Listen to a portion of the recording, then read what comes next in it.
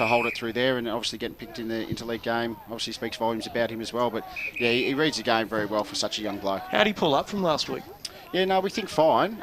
We did hear back that he possibly might have been throwing up after the game. We're not sure if there was a head knock there, but we planned on resting him anyway because it's going to be a big long year for him, especially coming in straight out of 17. So yeah, we thought there was a good opportunity to give him a rest today. Steve, Brett Davidson here, mate.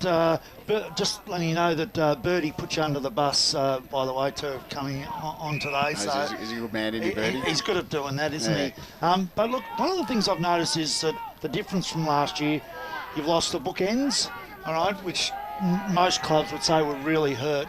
But you've brought guys back to the club. Muso's come back from overseas. Gold's come back from the Amos. You've got other boys that have come in. Batsana's standing up to be captain. I feel like you've got a side now that's a very good mix. It seems to be not reliant upon one or two players. There's a reliance. It's a real team. Is that something that you've really been working on over the summer? Yeah, I think we're a lot more versatile and flexible this year. I think we've been trying to build this team, and obviously you have turnover in every team, but what we've been trying to do from day dot since I arrived was to try to get guys who could play in multiple positions. So if you are under attack or you need to throw things around, you can feel quite comfortable in guys moving anywhere. So the flexibility is good, but we've also I think we're obviously a lot more mobile and got a bit more speed about us. And we're a little bit more unpredictable to other teams now with the forward setup that we've got. Steve, David, what has Brock McLean added to the side? I mean, obviously a seasoned veteran. He's come from the AFL. Some of the young players will have learnt stuff off him. He will have just added a new dimension to the side. Yeah, his knowledge is great. All the boys just love to be around him at training and on game day. And when he speaks, they obviously listen because he has played at that high level. He helps me out as well with some of our structures. So he has brought a lot to the group. His directional talk on the field, in particular, is something that the boys really love, and that we love as a coaching group as well. But I suppose the other two boys that have fitted in similarly to what Brock has done and brought just as much are the two boys from Box Hill in Summers and Gordon. What they've been able to bring to this group in their experience and help me out on throughout the whole pre-season in changing our defensive structure, has been second to none. Yeah, I was just saying that we were having a look through the side, and it's not full of the names that you talk about. Like everyone talks about looking at names, and a part of, obviously from McLean, it is that really adaptable team, isn't it? Is that something that you've learned from probably the past finals experiences, that's the sort of side you need to have to be really successful in finals as well, is that versatility around the ground, playing on bigger grounds, playing on this ground which is a bit smaller and a bit different shape, and then you get to play on the bigger grounds. Is that something that you've brought into the side as well? Yeah, look, we wanted to bring a little bit more speed in. Obviously losing guys like Lindback and obviously Coghill, as well as Tennant, it does leave a hole, obviously with their experience and as you said, their bookends and focal points and key position players. But what the group that we have now allows us to do is obviously have that flexibility. We've got more burst speed. We've got guys who can play. Gordon can play at both ends of the ground depending on how we're going. But yeah, when you get to those big decks, I suppose that is what we learnt. Doncaster was a different story that season altogether. It was always going to be tough to win, but coming up against Montana South yesterday, I think we just got run off our feet, and we identified that we really need to bring some speed in and some versatility. And the other question I've got is, obviously you're playing Mitcham today, so Mitcham are a good football side. They've got a lot of talented players. Is there something about Mitcham that you're really focused on today? Is there something about the way that they play their football that you're really saying, well, we've got to look at that? Or is it mainly just about, well, this is the way we've got to play our football? Yeah, funny you should say that, mate. We just spoke about that in our team meeting. Is we spoke about how Mitcham play, but at the end of the day, it doesn't matter what they bring. If we play our own style and we execute that really well, then what they bring to the table is almost irrelevant. Like that's not to be disrespectful. It's just if we do, we've got belief in what we do, and if we bring that to the table, we think our best is good enough.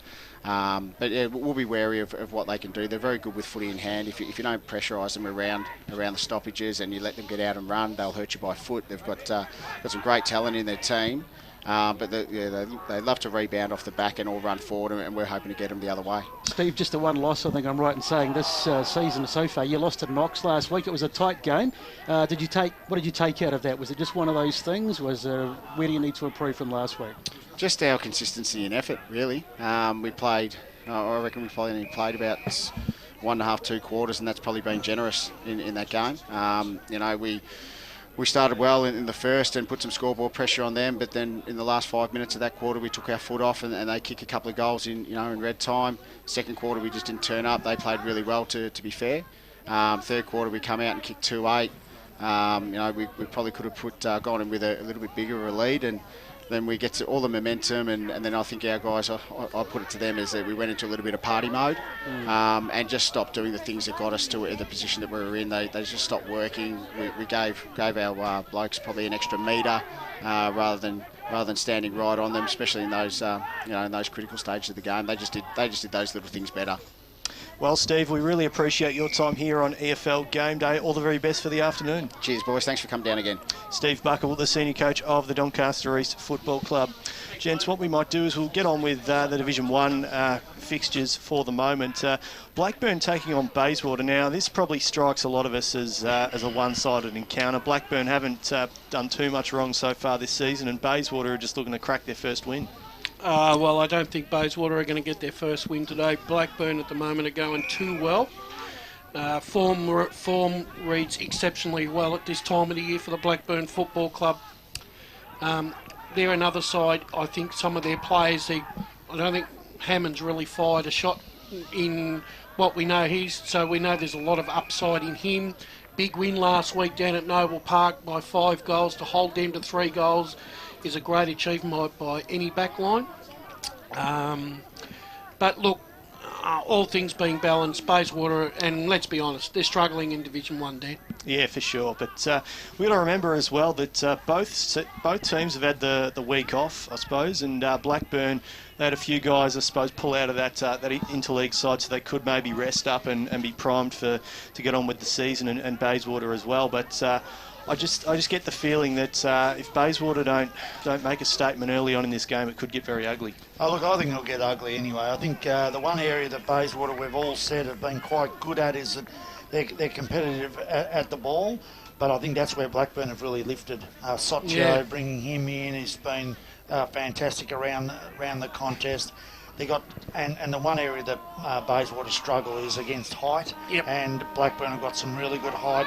The defensive unit has really tightened up. I can't see Bayswater getting too close. I was at the Blackburn Noble Park game a couple of weeks ago, and they were very, very good, Blackburn, particularly their back six. Camposano was absolutely fantastic, and Soccio, who you just talked about, he was just about the best on ground. He had a fantastic game, and they looked very, very solid across the back.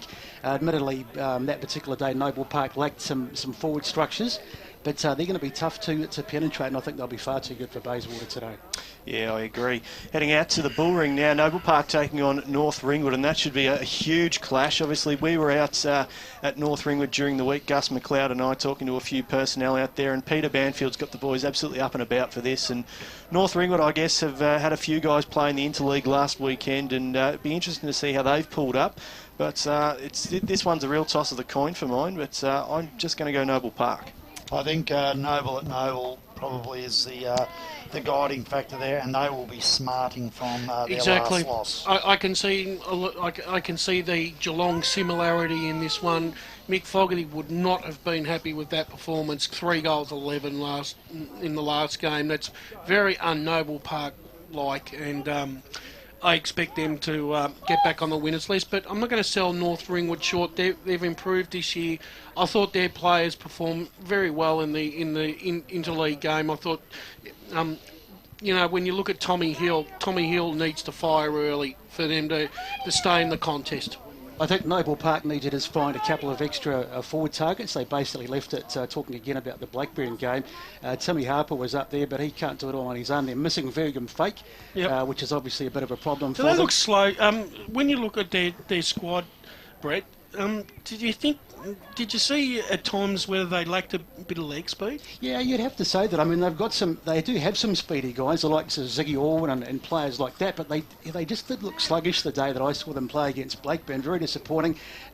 James Gwilt, he's been moved around. I mean, he's supposed to be, normally plays across the half-back line, but he's been moved around a wee bit, and he's probably not at his best form at the moment. And one or two of the other guys too need to step up. But I think Noble Park might get the win today, but they're going to have to bounce back after a disappointing performance against Blackburn. Yep. Congratulations to Jaden Van Noonen, who played pretty well last week. He did. Didn't he? If you haven't seen it yet, log on to the Eastern Football League Facebook page, and Gus McLeod chats to him for EFL TV this week. But the next game, gents, is Balwyn taking on East Ringwood. Now, this is a match for mine that I guess Balwyn, they want to get their season back on track. They've only won the one game, and today's a perfect opportunity to do so. Well, this is a lot's been... the last 2 weeks for the Balwyn Football Club has probably not been the last 2 weeks that they probably would normally not want to have happen again, because look, they've gone on record with the fact that they've lost Farron Way and the reasonings behind it, but also the fact that it was almost like there was an admission of guilt, or not an admission of guilt, but there was an admission of the fact that yes, they're not playing well, and and they've sort of highlighted the fact that, they've said that Broadhurst, they've come on record and saying Broadhurst is not playing this year. Barker hasn't fronted yet. Those two have been the pillar of their centre half forward and full forward, and it's no reason, and it's part of the reason why they're not scoring goals at the moment. When you look at their side ball, and there's still nothing wrong with it. I don't know. I just think the players this time around that they've recruited to the club haven't performed for them the way they would hope. I think that's a factor. I think the 2 weeks off probably could have has come at a good time for them, because I think it's given them a chance to sit back and reevaluate, and they've probably sat down. They've probably come up with a few KPIs that they'll want to achieve. But I think as much as Marcus has got East Ringwood, and I think on paper East Ringwood's form doesn't look all that bad, but they always seem to struggle down at Balwyn Park then. Yeah, certainly. But under a new coach in Marty Pask, Davo, how hard is it to, I suppose, adapt under a new coach, under the new tutelage of someone who might want to be trying something different? Will it take them a season to click? Look, I think that's the key factor. I think it's not so much Marty Pask. I think it's the fact that Donati had set up a culture over a number of years which was quite uncompromising, and that players came into that. It's a little bit of the Bellamy, I think. I look at it. No, yes, exactly. I'm not saying that he equates to Bellamy, but no. He'd be the EFL equivalent. Sort of, in that they were able to bring players from outside of the competition, and they seemed to play Balwyn football. And now what's happened is that they're bringing a new coach in, and Marty might be a great coach. One of the issues I've always had is the fact that he hasn't coached before, which is not a great thing. But he's come in, and maybe the culture has just been tweaked a little bit. And the admission about Farron Ray, not being there for maybe the right reasons in some cases, might be part of that. I agree with Brash. The 2 weeks off is the best thing that could have happened for their club and their players, in that they've got an opportunity now to work really hard. I would have expected there to be some meetings, and not crisis stuff, but some. It's real almost like a discussion. cleansing of the soul. Without a doubt, because they'll be disappointed with the start. And there's some very proud footballers in that club, and some very good footballers who would not accept the standards that have been set by others. So maybe, unfortunately, East Ringwood might cop the brunt of what may have occurred over 2 weeks. But East Ringwood will come with their own set of rules and guidelines, and they'll be certainly very competitive. And one thing happens, if East Ringwood come out in this first quarter of the game and happen to click and get on top and get 4 or 5, that's when the culture issue comes back to bite you again. Yep. And it's when, because I think what's happened with Balwyn is that they've looked around at times to say, who's going to lift us? Where is the player that's going to do something to lift us out of the quagmire? And they haven't been able to find it because it's been a collective in the past. So that's been the difference. I still tip Bowen at Bowen. I agree. I think they're too good at home. But gee whiz, if East Ringwood are 5 goals in front at quarter time, I wouldn't surprise me if we had an upset. Well, there you go, the big words from Brett Davidson here on EFL Game Day. But, Dave, I know you were a big rap for Doncaster in the next game with Rowville taking on Doncaster out at Seabeck Oval. Now, we saw Doncaster play a few weeks ago, and they're a side that just gets the job done time and again, don't they, Davo? And that's the key to them. They get the job done, really well coached. Really, really well coached. A very, not only is he thorough, but he has a great temperament as a coach. He's a very good thinker, and I think they really do their homework on the opposition, and they've got players that are able to come in and play roles very, very well. There's no heroes in their side. They don't look for a certain player. To play Bowen, I think, to play Vermont out at Doncaster, to lose their ruckman. Norwood. Norwood, sorry. They lose their ruckman. They lose another key midfielder. And they just had other players that slotted in and performed the roles. I thought they were fantastic. And, I think Rowville are a little bit off at the moment. And I expect that Doncaster will come out and roll them. And Doncaster coming off a good win against Bowen too, at Bowen. So I think Doncaster to win that one, definitely. And I think I think that was one of the reasons why Doncaster next to Vermont have one of the best away records in the last 12 to 18 months in Division 1. And for mine, Rowville are just going at the moment. I don't know what's going on down there. The list looks good to me. They've got quality players. I thought Manuel was okay in patches, but he's not anywhere near his Chandler medal form at the moment. I think there might be... I just don't know. I just think the synergy's not right down there at the moment, Dan. Well, yeah, it may be taking them a little bit of time to click in season 2017. But moving on to Norwood taking on Montrose. Now, the key story through the week for Norwood was obviously Lee Williams, wasn't it? Kicking 4 goals in the interleague game and setting up a whole heap more, as well as Stuart Hill, the captain, and a host of others playing in that match last weekend. It's going to be really interesting, Davo, to see how those guys have pulled up. Look, I think they'll be fine. I think the key thing is, I'm not sure, is Ava playing? Ava, I spoke to Lee Williams during the week, and he said that Ava pulled up fine, and he 100% played today. So it was a very heavy knock, wasn't it? It was, and I when we were talking to Brett Moyle at the end of the game last week, he did say that the doctors could have let him back on, but they had a duty of care to Matthew, and they made the decision very early on to rest him, so that's a good thing. If he was out, he's a huge cog in their wheel. So, I think they're going to be too good today. I think the week for some of those players, we're talking about the week off for Bowen, but I actually reckon the week for the Norwood players playing in their game is going to have the same sort of flow on, because Montrose are going to be a bit rusty, and they have to start well. Norwood. A lot of those Norwood players last week were front and square in the opening 20 minutes of that contest last week.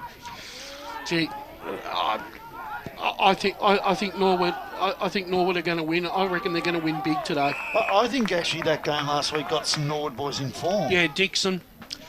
Yeah, Dixon. I thought, what's his name? Hill's got back into a bit of form. Dean Poynton played right. Especially his last quarter is very, very good in the last so quarter. So that game's actually played some of their players right back into touch, because we know what happens after a week off. That first quarter and a half can be a real grind, and some of the players are leg speeders. They just can't get up off the ground. Those half a dozen guys that played for Norwood, they're the ones that are going to drive the opening quarter, and it's going to be no surprise if there's 5 or 6 up at quarter time. Yeah, I saw Norwood play again a couple of weeks ago, and that's right, the likes of Poynton, Ben Trent was very good too against Noble Park. He's another one to watch, and of course, Stuart Hill's all class as well. Trent Shinner's played well, and Lee Williams is he's just kicking them from everywhere, so I think Norwood will be far too good. Moving on to Division 2 now. Waverley Blues taking on Croydon. We'll hear from Will Taylor at full time around the grounds from this game. Waverley Blues and Croydon both needing to bounce back with losses last weekend. Of course, Waverley Blues falling to Mooroolbark by 13 points, and Mitcham comfortably accounting for Croydon last week. Guys, how's this one going to fall? Well, I actually reckon, Davo, this is probably the worst game in Division 2 this afternoon. I have to put it out there. I've sat down and looked at both sides' form leading into this game, and it's nothing to write home about. The only redeeming factor, I picked Croydon because I'm not 100. Because Waverley Blues for mine, and I've said this on here many times. I can't pick them. I can't pick when they're in form and when they're not in form. And at the moment, they're the playing group. Obviously, with the loss of Ben Carboni, the coach, the whole structure's been upset. Croydon, on the other hand, they can boast a win over Waverley Blues in recent times, and they're only one of very few clubs that can do it. For me, if Croydon want to play finals, to me, they've got to win this game today. Otherwise, it's all over for them for this year. Well, I'm trying to pick this game. I've tossed the coin 6 times and it's landed on its side every single time. So I'm finding this one really tough to pick. And again, it's purely because I can't work out a form line. No. And each team plays so differently against different opposition, and at times they seem on top, and at times they seem woeful, and the lists are both hard to read as to what they're trying to do and how they're trying to play their football. I'm going with Croydon, and I'm only going for the fact that generally when you lose a coach, it's the week that you lose the coach you come out and you play well. They didn't do that. Right. And it's generally the second week after you lose the coach that you generally fall away a little bit. Well, maybe Waverley will jump up this week.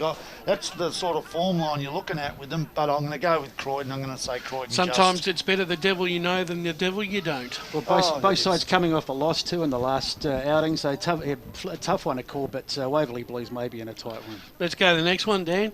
Doncaster East taking on Mitcham, of course. That is our radio game of the day, and at the moment in the reserves, it is Mitcham 13-3-81, comfortably leading Doncaster East 5-4-34. We'll get to this game more at 2 o'clock, but the next one we're going to talk about is the huge one happening out at Lilydale. Lilydale taking on Knox. Now, this is a massive game. Knox have started the year incredibly well, as have Lilydale. Lilydale, for mine, have really surprised me with their form line and the way they've been able to take all before them so far this season. We'll, of course, hear from Davis Harrigan at full time with all the happenings of this game. Davo, how do we see this one playing out? I think it's going to be a great game of football. Yep. A really good game of football, and I agree. Lilydale, talking to Brash beforehand, we were saying how Lilydale they flew under the radar a little bit early. People are now taking notice of them. They play the home ground incredibly well. They're the genuine real deal at the moment. Yep. Knox, they've come down a division and they've got their mojo back. They're playing the sort of football that they want to play. I believe, is Williams playing? I haven't looked to see whether Luke Williams is playing today, because he didn't play last week and they got over the line, which I think is... that's a good thing for Knox. That's a real credit to them. If he's playing, he can be the difference. Yep. I was going with Knox, but Brash has convinced me. He's convinced me with some solid, logical argument that Lilydale will get up and win. I think Knox will take this. I think just their experience up in Division 1, they've come down, they're playing pretty well, and I think they might just get up in a tight one. Yeah, look, I'm going for Lilydale. I saw both today's participant and Knox a couple of weeks ago, and I just thought that I just thought at times that if Lilydale can get the game on their terms for long enough, which they can up at the LSO, it's going to be really hard. It doesn't matter which opposition it is, whether it's the team sitting 10th or the other team sitting on top. It's just one of those grounds. No one likes to go up there to play football. And Lilydale exploit that to their best advantage. And I reckon this afternoon... I reckon if there was a time the side's ripe for the picking, I reckon Knox are ripe this afternoon, and I reckon Lilydale will get up by about 9 points, but they'll be close. Yeah, Lilydale have definitely turned the LSO into a bit of a fortress over the years, and this season they've been fantastic at home. Wanturna South taking on Muralbark. Now, this game here, I just think Wanturna South, they need the win today, no doubt about it. The way they lost to Upper Ferntree Gully 2 weeks ago, they wouldn't have been happy with that, particularly with 15 scoring shots to 13. They won the scoring shots on that day, but they need to get their season back on track against Muralbark, who have been hot and cold this season, Davo. Oh, look, I think you summed it up perfectly. Wanturna South have to win today. They have to. Mooroolbark, and that's not saying Mooroolbark are a poor football side. Mooroolbark are looking at the fact that they have to win as well. I think that's where the crunch comes in it. I think because there's a little bit more on it for Wanty South, I'm going to choose them, but it's not with a massive amount of confidence. Yeah, look, I probably won't need to embellish on what Davo said there. To me, the factors to me point to a must-win for Wanty South. Otherwise, it just gets harder week in and week out to make that final four. And Montana South definitely for me, yep. Upper Ferntree Gully taking on Mulgrave, and this one's a huge clash for the Gully, of course, coming off 2 weeks ago against a big win over Montana South, as we just talked about. Mulgrave as well, they fall into the Mooroolbark mould for mine. Bit hot and cold so far this season. I'm going to tip Upper Ferntree Gully in this one to get their second win. I'm going with you. I'm going to tip them because I think the confidence of getting that win will be massive for the group, and they were really too good a group to be going through losing every week. It's not like they're an average football side. They've got some good footballers there, good young players there. Mulgrave, I think they fall into the Mooroolbark, Croydon, Waverley Blues band in some ways. They're very hard to pick at times, and I think today they might. I think they'll get up over the line for their second win, but not with a lot of confidence. But I think they will. I think Mulgrave can take solace that they can boast that win last week over Lilydale. So confidence will be good there, knowing that we can knock over a top four side, but we need to do this. It can't afford to be a flash in the pan, once every 3 week job that they do that, and they've got to try and find some consistency. And I've always thought Kings Park is another one of those grounds that unless you can play it properly, you can get lost in the pockets over at that ground, and when you don't have a strong spine, that's where it comes home to hurt you, and I just think the Upper Gully have got a better spine, and I think they'll take full advantage of it this afternoon. I think Upper Gully, for me, they won a good tight contest against Montana South, I think by about 3 points, so a good hard win for them away, so I think they'll get the win today. Yep. Moving on to Division 3, it is East Burwood taking on Park Orchards. Now, Park Orchards are in red-hot form. They knocked over Boronia last weekend for Boronia's first defeat of the season. East Burwood still haven't clicked in season 2017 and really need to find their mojo if they're any chance of posting a few wins. It's going to be very hard to see the Sharks drop this one. Park Orchards for me. Yeah, when the side's minus 45, Dan, on what you need to be competitive on a Saturday afternoon, that doesn't give you much heart. Park Orchards, big win over Boronia last week. They'll want to maintain that momentum, and I think today they'll get the points. Yeah, Park Orchards for me. Warrandyte taking on Templestowe, and a huge significance around this clash with the Stop One Punch Can Kill campaign centred to that. They're playing for the Cup this afternoon. It's a very worthy cause. It's a huge cause, close to the hearts of both clubs. Templestowe, of course, they've been sort of exposed in the last few weeks for mine. I just think the Basin last week defeating Templestowe has shown that they're not invincible in season 2017, so I wouldn't rule out Warrandyte for this one. Look, I think Templestowe will win it, but I don't think Templestowe are as good as what they have been in the last couple of years, and I think it's after the loss last week, I think probably they're a bit lucky that they're playing the team they are this week. So I think they're going to get up, and they won't win easy, but they'll win. Yeah, definitely a bit down on form, Templestowe, but I think they'll get the win today. Yeah, Warrandyte lacked depth this year, and that's where Temple, even with regards to how poorly Templestowe may be going, they've got depth, and I just don't think Warrandyte have. Even though it's up at Warrandyte, I still think Templestowe have got enough enough class to get the job done.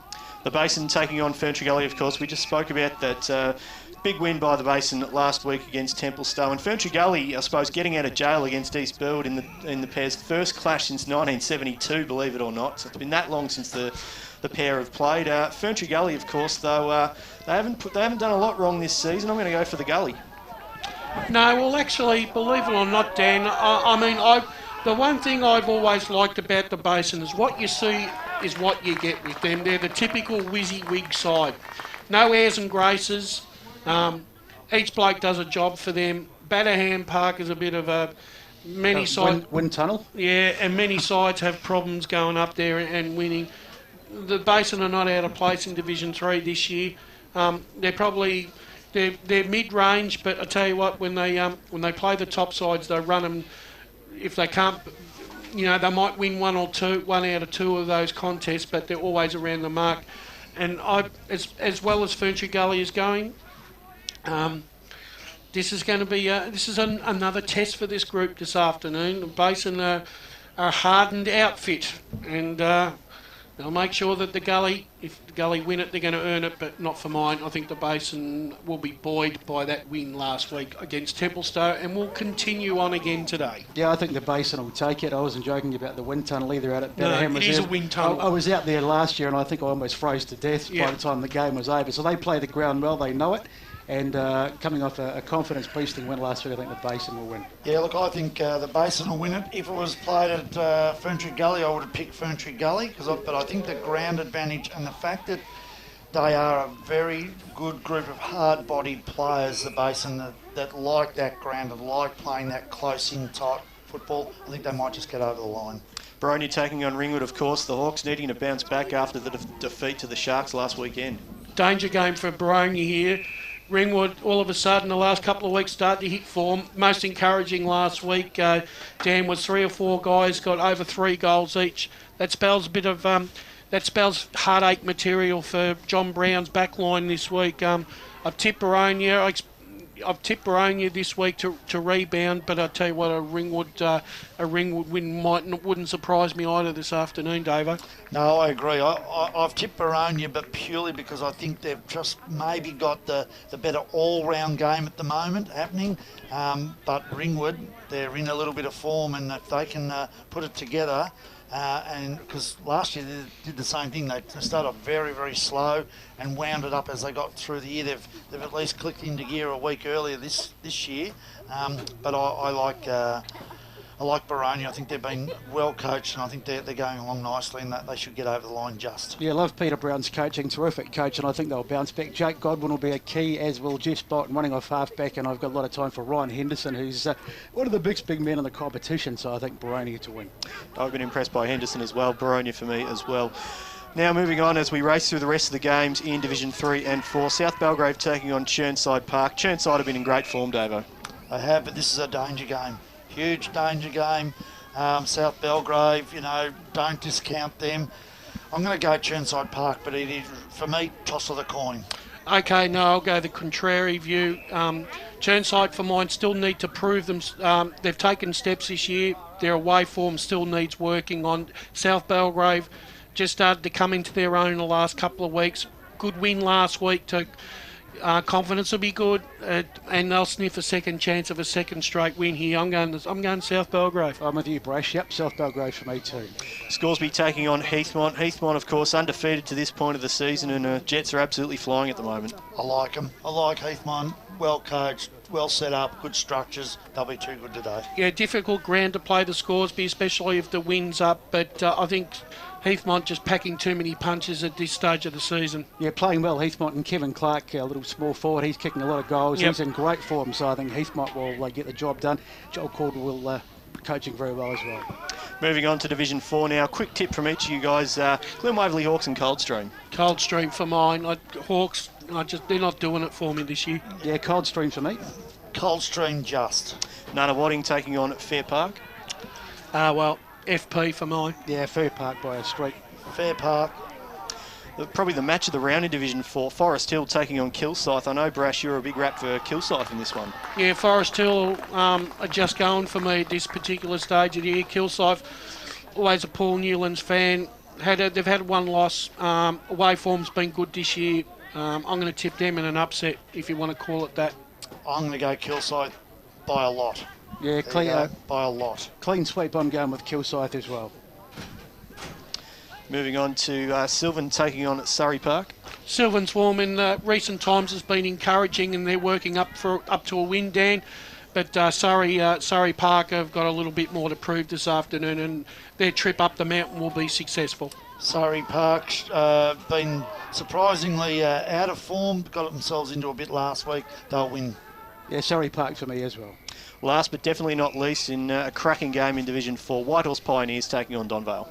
Well, Donvale, first 9 games away at home. I've said if they split 7-2, they come home 8-1. There's a top 2 place. They did a number on Coldstream last week. Coldstream's biggest test. Whitehorse Pioneers coming off a loss as well. Donvale have proven that they can match it on the road this year, and I'm going to tip them. They're in good form.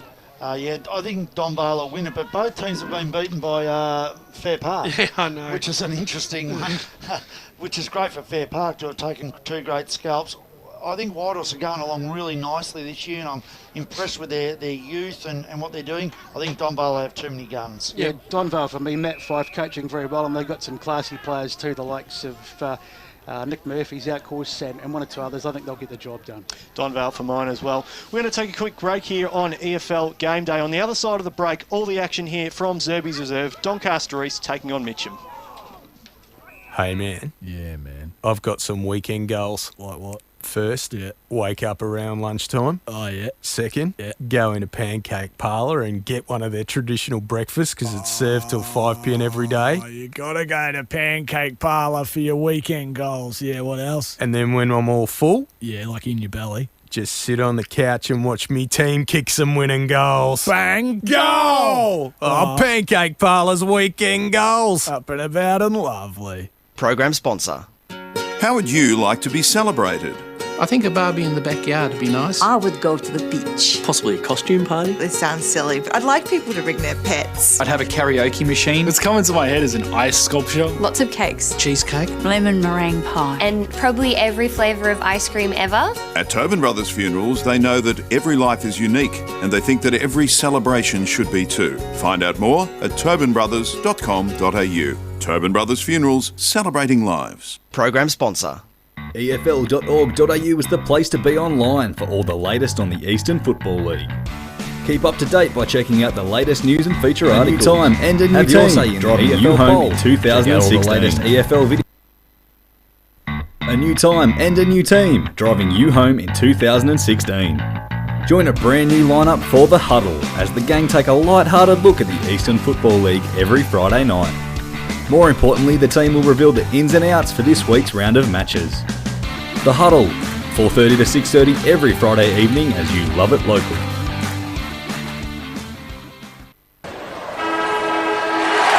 Up the Mitcham Tigers! Ah, the Burners! Let's go, Panthers! What a mark! Let's go, doggies! Tobin Brothers Funerals, serving all supporters in the Eastern Football League since 1934. Tobin Brothers Funerals, celebrating lives. Program sponsor.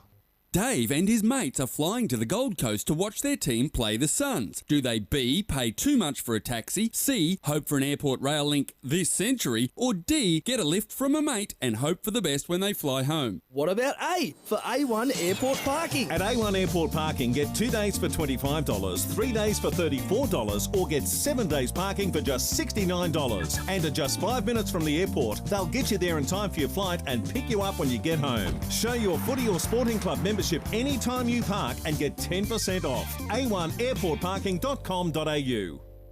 Program sponsor. Join the Eastern Football League media team for full coverage of the 2016 EFL season. From 1 p.m. every Saturday, the team dissect each of the 22 senior matches on the warm-up. The action kicks off from 2 p.m. with the EFL Game Day broadcast bringing fans a full play-by-play call of the game of the round. From 5 p.m, it's back to the studio for the post-match and a full wrap of the day's games. EFL Game Day, 1 to 6 every Saturday afternoon as you love it local.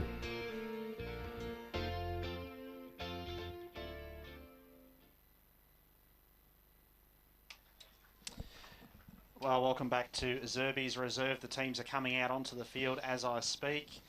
The Mitcham side first to hit the ground. And very shortly we'll see Doncaster East make their way onto their home deck for what should be a terrific clash this afternoon on 98.1 Radio Eastern between the teams that sit 3rd and 4th on the ladder in 2nd Division. So this is a huge game for these two sides, and I think we're all expecting a pretty tight contest and a pretty entertaining game as well between two sides who usually play quite an attacking and attractive brand of football. Really looking forward to this one. My name is Brad Henderson. We'll be joined very shortly by Ben Warren Smith. But as I speak right now, I am joined in the commentary position by a couple of men who you would have heard on the pre-match over the last hour, discussing all of the matches that are being played today across the Eastern Football League. And they're here to provide some very special comments on this match this afternoon.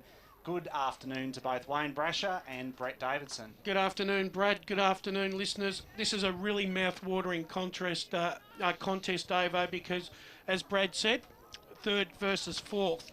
Doncaster East have got good form leading into this game. Their only blemish was a loss to Knox 2 weeks ago. Mitcham, on the other hand, also sitting 3-1. And our discussion off air suggests to us that Mitcham still haven't fired on all cylinders yet. Scary thought for Doncaster East this afternoon. Yes, good afternoon, Brad and listeners. I really like the way that Doncaster East have recruited and the style of player that they're looking at, because, to be honest, I thought when they went out a couple of years ago and they got Limback and Tennant, great footballers, no doubt about that. But I think it tends to, you become a little bit one-dimensional up forward when you've got that one player. And I think they've changed up this year and they've got a much more versatile group. And speaking to Steve Buckle earlier on today, he's made mention of the fact that they've really gone for a more versatile look. I like their height. They've got a lot of really nice, tall players that are good marking players, and today it's an outstanding day for teams to mark. I like Mitcham with their running and use of the football, so it'll be a situation, can Doncaster East shut down the run and use of the ball from the Mitcham side? Can Mitcham play this ground in the way that they need to play to score enough to overcome Doncaster East? I'm going for Doncaster East just, but I reckon it's going to be a cracker of a game. Yeah. What do you reckon, Brad? I'm thinking Doncaster East at home will have the advantage. It is a real toss of the coin sort of game. I reckon in second division this year, apart from Knox, no one's really stamped themselves as a definite final side this year. There's been quite a few teams with pretty indifferent form and pretty ordinary form in many cases. There haven't been many teams who have really lit it up in the first month of the season.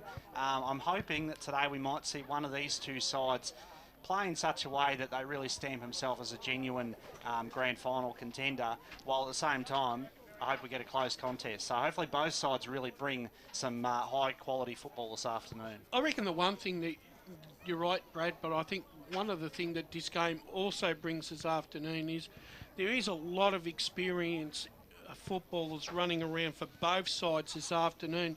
So it's not like going to be a game where you're going to see young heads panic in a way that because they're not used to this type of pressure. We've got both sides. We've got quality forward setups with both quality players, and it's really going to be a test for both backlines this afternoon, I reckon.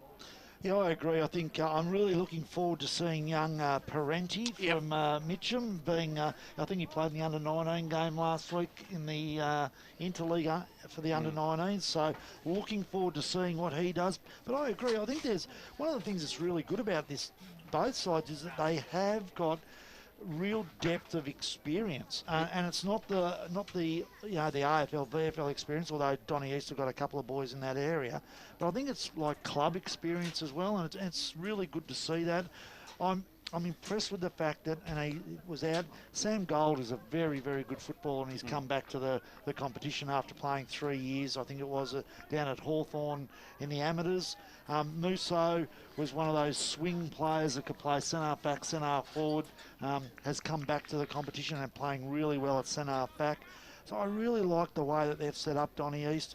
You look at Mitcham, and one of the key things about Mitcham is having a playing coach too, and he's a gun. Here we go.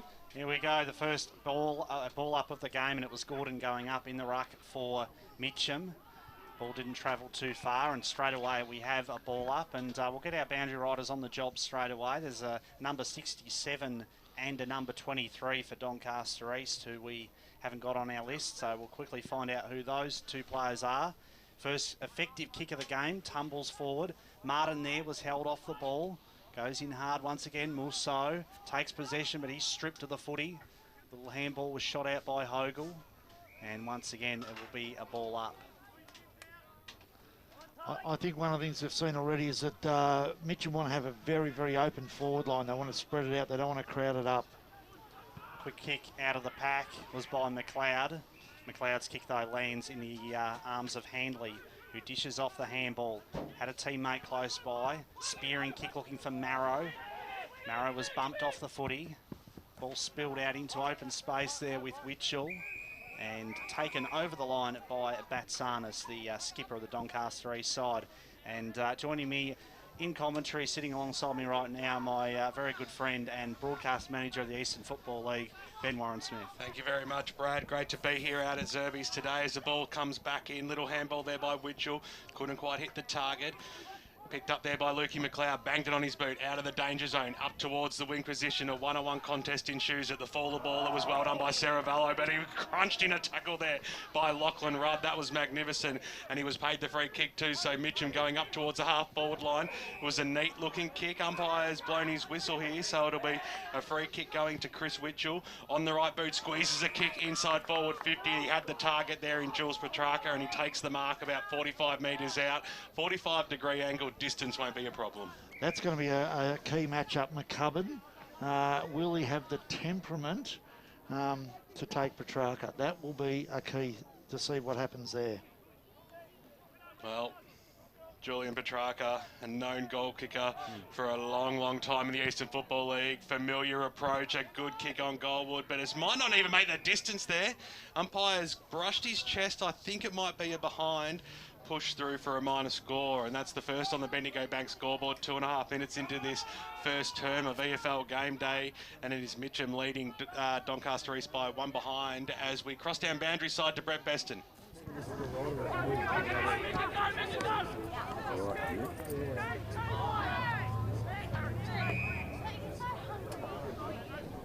Short kick in to that outer side, and it's resulted in a ball up. So umpire throws it up. Came down to ground, quick kick by Lowther around the corner. Lowther hugs the boundary and finds the safety of the boundary just in front of the Mitcham interchange area and right in front of where Brett Beston, our boundary rider, is get a touch, Brett. Come on, mate. Almost got his first possession all day. A few choppers in the background. Boundary throw in, tap was one down then by Smith. A lot of players over this footy. Strong tackle applied there by Gordon on McLeod, and he was going nowhere. One thing Mitcham are doing at the moment is they're clogging up Doncaster East game style. They are indeed. It's pretty congested early. Quick kick came out into the hands of Petrarca. Petrarca's long kick to full forward. Good contest provided there by Mill at the back with the fist. Martin soccers it off the ground. Doncaster East will clear out of defence. A thumping kick by Stephen to half forward. Players go to ground. You heard the oohs and ahs of the crowd as a pretty heavy collision. Mitcham to try to work it through the middle by hand. Winterton's handball just put his teammate under a bit of pressure. They kept their composure though. Handball into open space. This is a promising build-up. McCubbin's little kick was smothered off the boot. Close to the boundary line. It's still in play. There, McCubbin again gets possession. Doncaster East just can't lay a tackle on their opponents at the moment. Mitcham find a little bit of space. Quick kick around the corner to the goal line and drifts across the face, but Parenti has taken the mark in the pocket. Mitcham's pace is worrying Doncaster East around the ground at the moment. And the use of the ball, they're quick hands, short feet the whole time. They're really running hard. I dispute that, Mark. I reckon that ball hit the post, to be quite honest. Well, Parente's kick very high up and under, drifts straight across the face of goal. Not his best effort. Came off hands, little quick kick to the goal square, but it's been marked in defence on the last line there by Henshaw, who swings it out to the broadcast side. So needed to bounce favourably that time for Summers. He overran the pill. Here's McCullum on the right boot. Scrambles a kick inside forward 50. Parente again kicks it to the hot spot. It's 20 metres out from the goal line, but a strong mark has been taken by Jared Smith. It might have been Mill actually that time as he switched the pass out, but it's been chopped off. So Mitcham then again across the 50, going goalward. Which way? Well, this way. It goes all the way. A fantastic shot on goal, 50 metres out, and Mitcham have the first shot on the goal. That's Jake Tui, who slammed that one home in the long sleeves this afternoon. And on the Bendigo Bank scoreboard, 6 minutes into this first term, it is Mitcham having all the scoring, all the play at the moment. 117 to Doncaster East, yet to score. Grant Campbell, thanks to Choose Tap Match Stats. Well, it's Mitcham with 8 inside 50s to 0, and you look at the total disposals, it's total one-way domination, 30 to 7 in favour of Mitcham. Back in the middle once again. 1-1-7 Mitcham lead. Doncaster East still yet to score. We've gone 6 minutes in the first quarter, so a slow start from them. In fact, they haven't been inside their forward 50 to this stage. Through the middle now.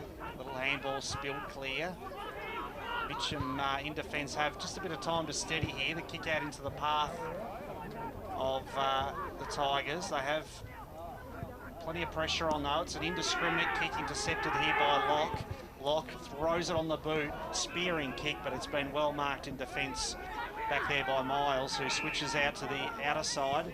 Ryan in space, goes short, gets it to McCubbin. James McCubbin's kick kept it very low. Not his best effort. Jack Martin back there, proving to be a pretty steadying influence in this first term. Got the handball to Musso, and Musso's kick will find Tendler just inside the field of play, and Tendler had no option then but to take it over the boundary line. I don't think they've had a sequence of possessions yet, Doncaster East, where they've gone kick, mark, or they've either had a snap kick, but it's just been all Mitcham with the football, and they've really lost it just bringing the ball into their forward 50 with some loose kicking. Pye threw it in, Stacks on the mill going after it, James Locke, and we'll have a restart. Where Doncaster East are they're getting exposed on the outside at the moment as well.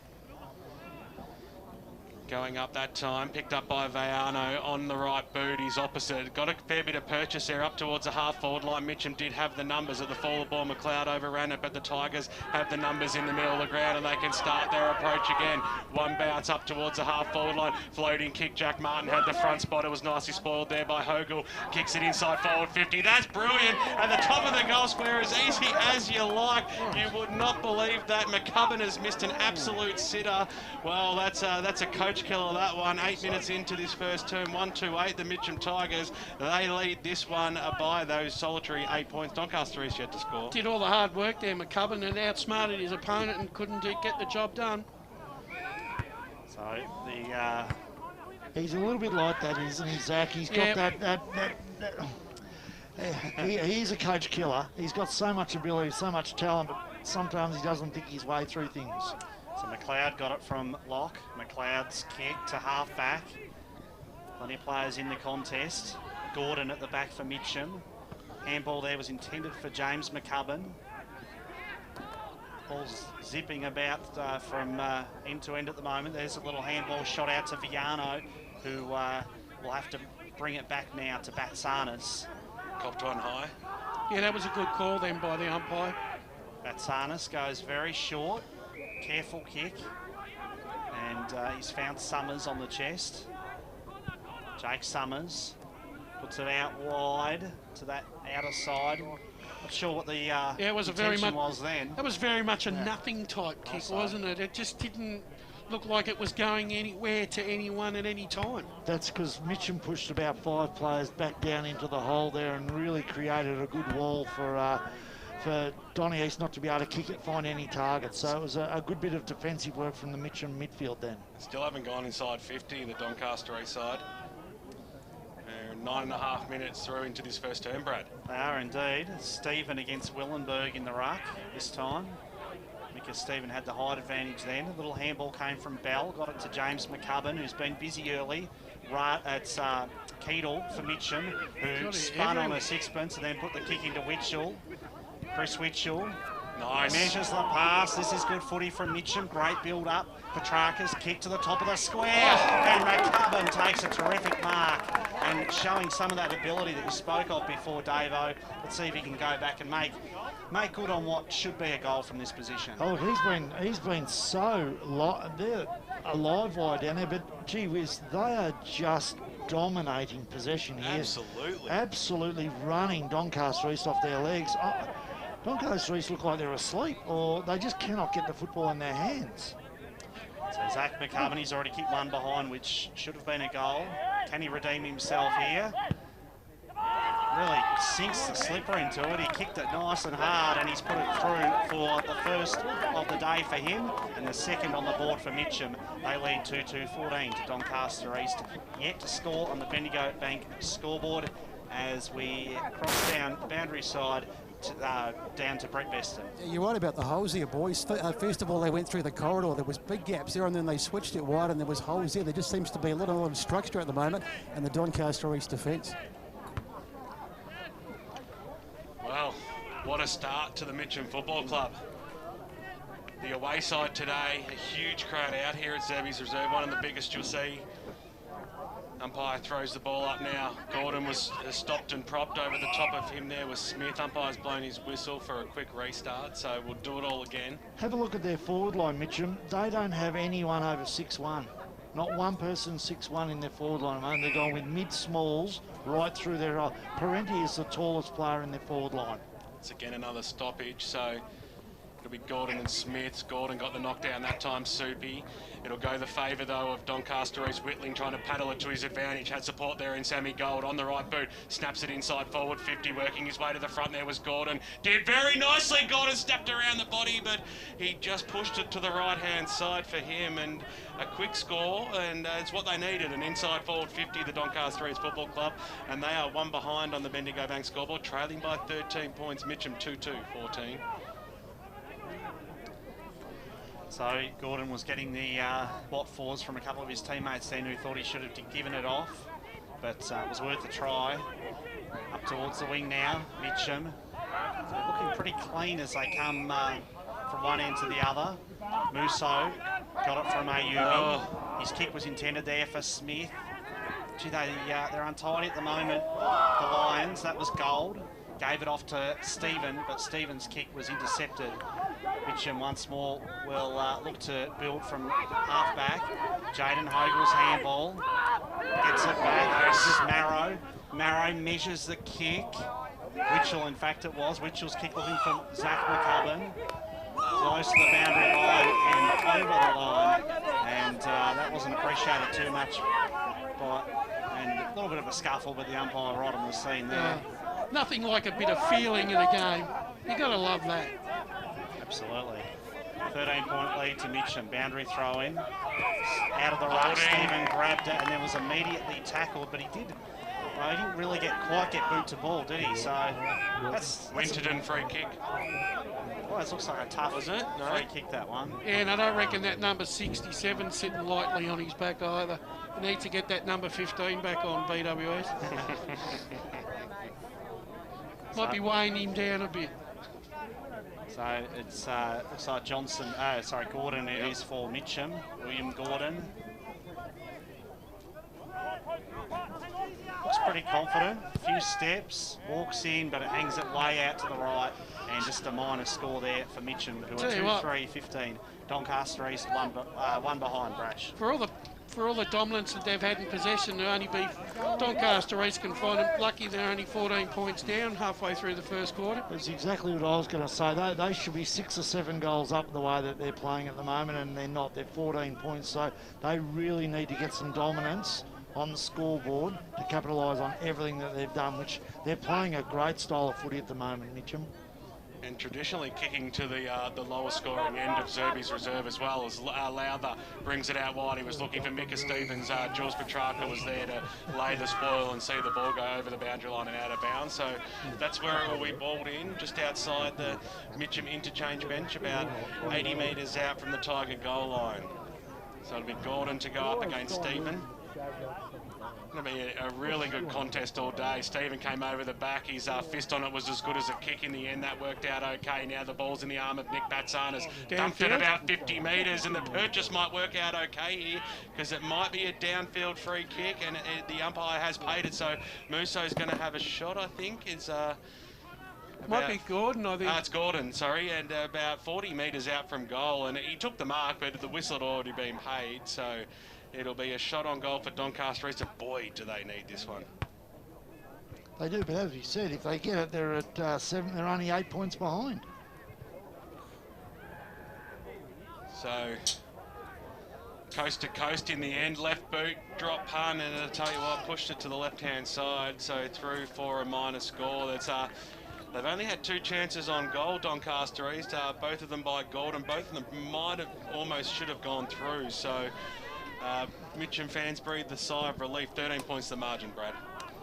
They do indeed. Gordon 2 behinds in the early stages. Handball shot out then by Henshaw. This is Shalakis. Shalakis has kicked to the pocket looking for Locke, and Locke couldn't quite keep the ball in play. At least Doncaster has just started to get the game back a little bit on their terms in the last 2 or 3 minutes. It just hasn't been all one way for Mitcham. Batsanas has been good around the ground last 5 minutes. Smith had the height advantage again there on Willenberg and won the tap. Petrarca's little handball to a teammate under pressure. Thumping kick up towards half forward. Parenti had to come from behind then against Mill. Still got an important fist in, and that's as obvious a kicking in danger as you'll see. Not sure why he was arguing about it after the event. Whitling's kick up towards centre half forward. Nice marked. Locke. Floating in from the side was Locke. Lovely mark by him. Locke's kick.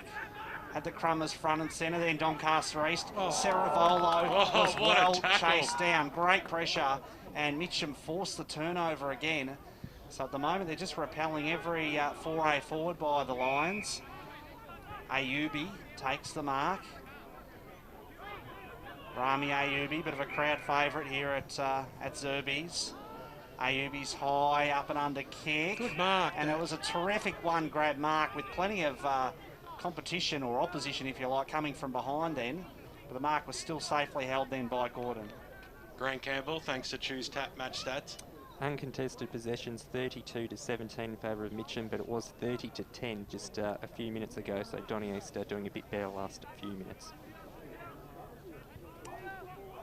So the chance for the first goal on the board to be kicked for Doncaster East here.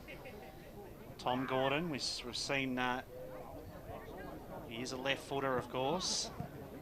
Nice looking action. Kick falls short, doesn't make the distance. Quick kick came out into the path then of Miles. Still in play. Sweeping handball over the top. Spearing kick towards the true centre half forward position for Doncaster East. They just can't sort of get 2 or 3 kicks in a row to their teammates. There's no real cohesion in their play. 25 There's a as free well kick. for Backchat. Add a 25-metre penalty, and Ayubi will be the recipient of this one. Actually, Rami played a very good game against Knox a couple of weeks ago. He's just started to find his form again. Probably needs to work on his speed a little bit, BWS, but around the clinches, he was really good. Reckon he only got 15 metres there too, Brush. Yeah, it was a pretty short one, wasn't it? That was a very short one, I agree. Gee, I wouldn't want to be buying real estate off him. So Ayubi, thumping kick, looks pretty good. He's got it. And he has snuck it home. So Rami Ayubi gets Doncaster East's first goal of the day, brings the margin back to 7 points, and it was almost into time on that it took for that first goal on the board for the Lions. Well, I'll tell you what, I think at quarter time, Steve Bugger will be really upset with the way they play, but if they go in 7 points down and go, you know, we've dodged a massive bullet here, they've had all the play they haven't put on the scoreboard, and let's reset and go again. Whereas I reckon Neil Winnerton would be thinking exactly the opposite. We didn't take our opportunities here. Ball back in the middle of Zerby's picturesque Saturday afternoon AFL football at its best, Division 2 style. Stephen got the knockdown. Jules Petrarca trapped it. He was quickly met by a Brock McLean tackle, so let's all do it again. Gee, it's a good crowd out here this Arvo. Really good crowd. High throws it up. Now Stephen worked his way to the front, got it down. Petrarca was in there, might have been whole without an umpire set advantage. Paid the kick, goes inside forward 50 now for Mitcham. Good fist over the back there from Martin, but at the fall of the ball, the Tigers did have the numbers. Kick towards the top of the goal square. Which way is this one going to bounce? Lowther, he was looking for the safety of the behinds, going after it. Mitchell might have copped one in the back.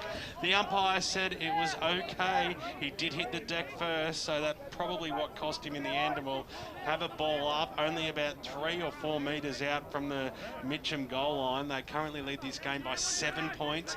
Umpire throws it up now.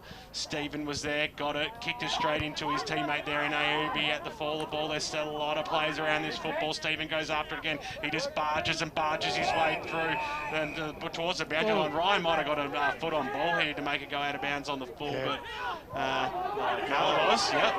And a little bit of talking back to the umpire from Lachlan Ryan sees him have a bit of a spell on the interchange bench for Mitcham. We'll see him in towards the end of the second quarter with a yellow card. And that's been a little bit of the disappointment with Mitcham at the moment. They've been a little bit undisciplined in some of the things they've done, and you include the Zach McCubbin playing on when you're in the goal square as undisciplined. You know, so there's a few things just happened in the last 5 minutes that I know Neil Winterton would not be happy. So Doncaster East will be looking to take advantage of this situation. Deep in the back pocket. Expect them to use the grandstand side. It was Jake Whitling on that familiar left boot. Gets it across to Rami Aubi, who tried to thump it 50 metres. It was a wobbler, but Winterton got the handball away. Now Mitcham have another go across the half line. Fantastic mark. Jake Shalakis goes up and takes it. Courage applause that one. He'll go back now on the left boot, drive it up towards the Jack Martin direction. That was a perfect kick. Magnificent. Batsanis was running for the handball in support. He thumps the ball inside forward 50. He's looking for Gordon. Can he pull this one down? Good spoil there that time by Rudd, who sees the ball go over the boundary line and out of bounds right near the cricket nets. There's about 30 metres out from the Doncaster East goal line. I reckon there's about 70 coaches then on the sideline that were explaining exactly where to kick that last ball. Umpire to bring it in now. It's right in the hot spot for Doncaster East. Stevens knocked it down. That was good play. Got it away to Locke. Somehow got boot to ball. He's got curl on it, but he doesn't have enough. He had too much, in fact, and out of bounds on the full it goes. No change to the scoreline. Doncaster East trailing by 7 points. 1-2-8. Mitcham 2-3, 15, 23 and a half minutes gone. Grant Campbell, some stats that matter late in this first term thanks to Choose Tap. Inside 50s evening up a little bit. 14-8 in favour of Mitcham. Shalakis there tried to break the tackle, got the little handball away. Holzenheimer there, close to the boundary line and over the line. Gee, James Locke's looking dangerous. He looks like he could bust the game wide open at any stage. Just hasn't quite been able to finish off his good work, but he's certainly looming large for the Doncaster East side at this stage. There's a free kick, some holding on there against Summers, or is in fact it is going. Oh, it's going over Petrarca. It's going the way of Petrarca. So Robbie Petrarca goes short, finds Holzheimer. Holzheimer's kick to Locke, who was intended for Johnson, but Locke intercepted it. Viano kick low, and a lovely spearing left foot pass. And that was almost Daniel Mead-like, that kick, BWS, as he found Shalakis. It went like a tracer bullet, that one to Shalakis there in the forward pocket. So Shalakis will have a shot. He's a left footer, so it's a difficult, slightly difficult position, but you'd think he'd be a good chance of kicking this. Quality player.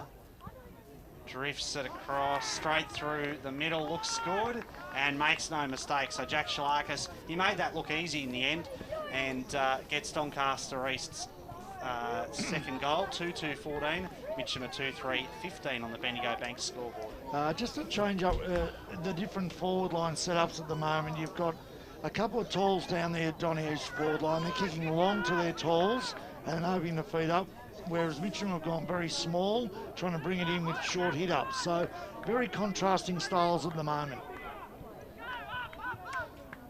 Back in the middle now. Which way will this one go? McCubbin got the little handball over the top. Mitcham, they want the answer. Started this first term sensationally, and all of a sudden we've got a 1-point ball game. Doncaster East are just crawling their way back into it and having a fair bit of the play in the last 10 or so minutes. A massive fist that time by Micah Stevens opens up the area there for McLean. He's got clean skills, hands it over, nicely done there. Batsanis in towards the forward pocket, picking it up there, or going near it was Nathan Tenler, but it was had too much purchase on the handball for him, and over the boundary line it goes. Probably needed a bit more vision because there was another player, Donny East, running through the midfield there. He probably should have slotted that handball to his right, not to his left.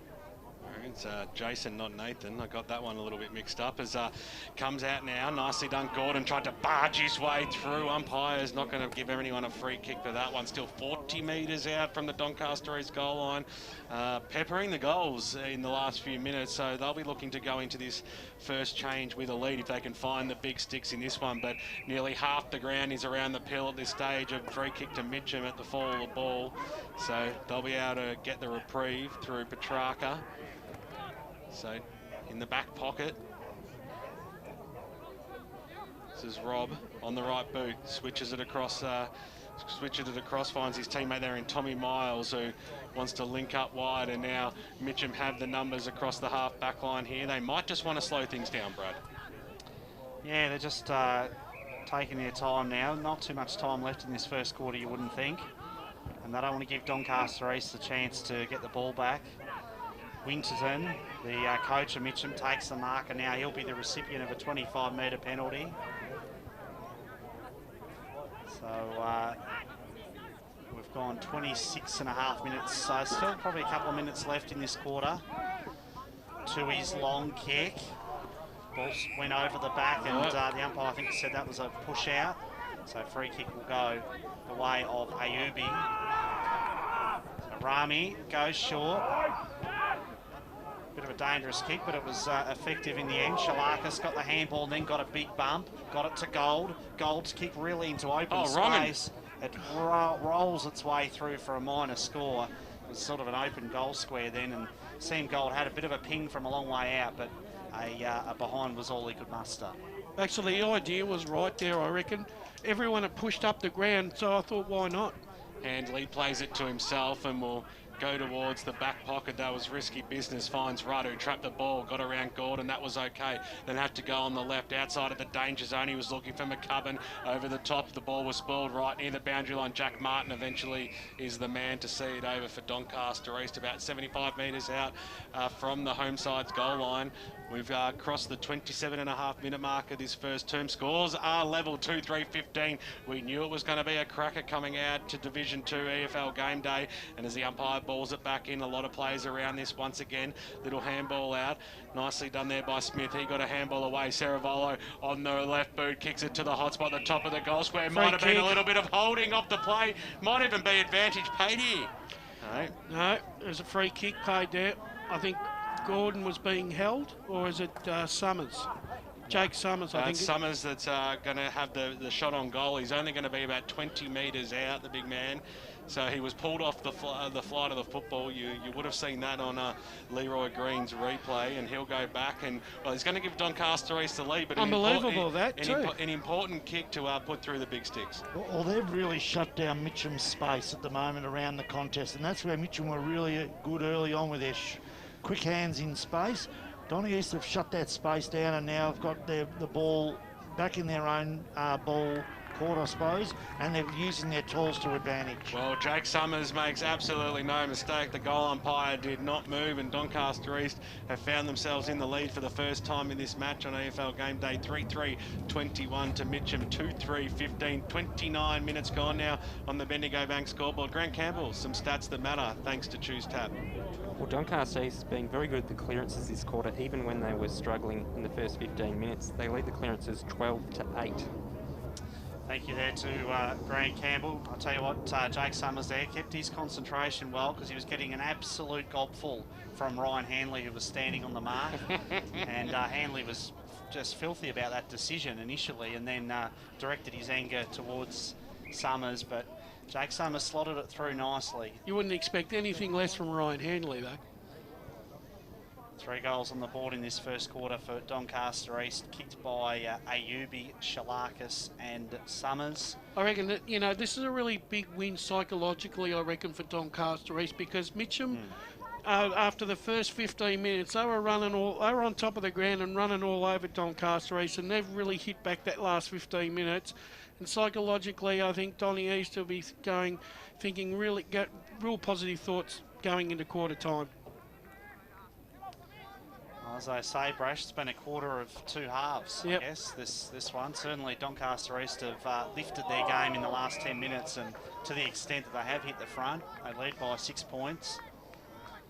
And there's plenty of aggro, plenty of spite in this contest. We saw that in the seconds game as well. Yep.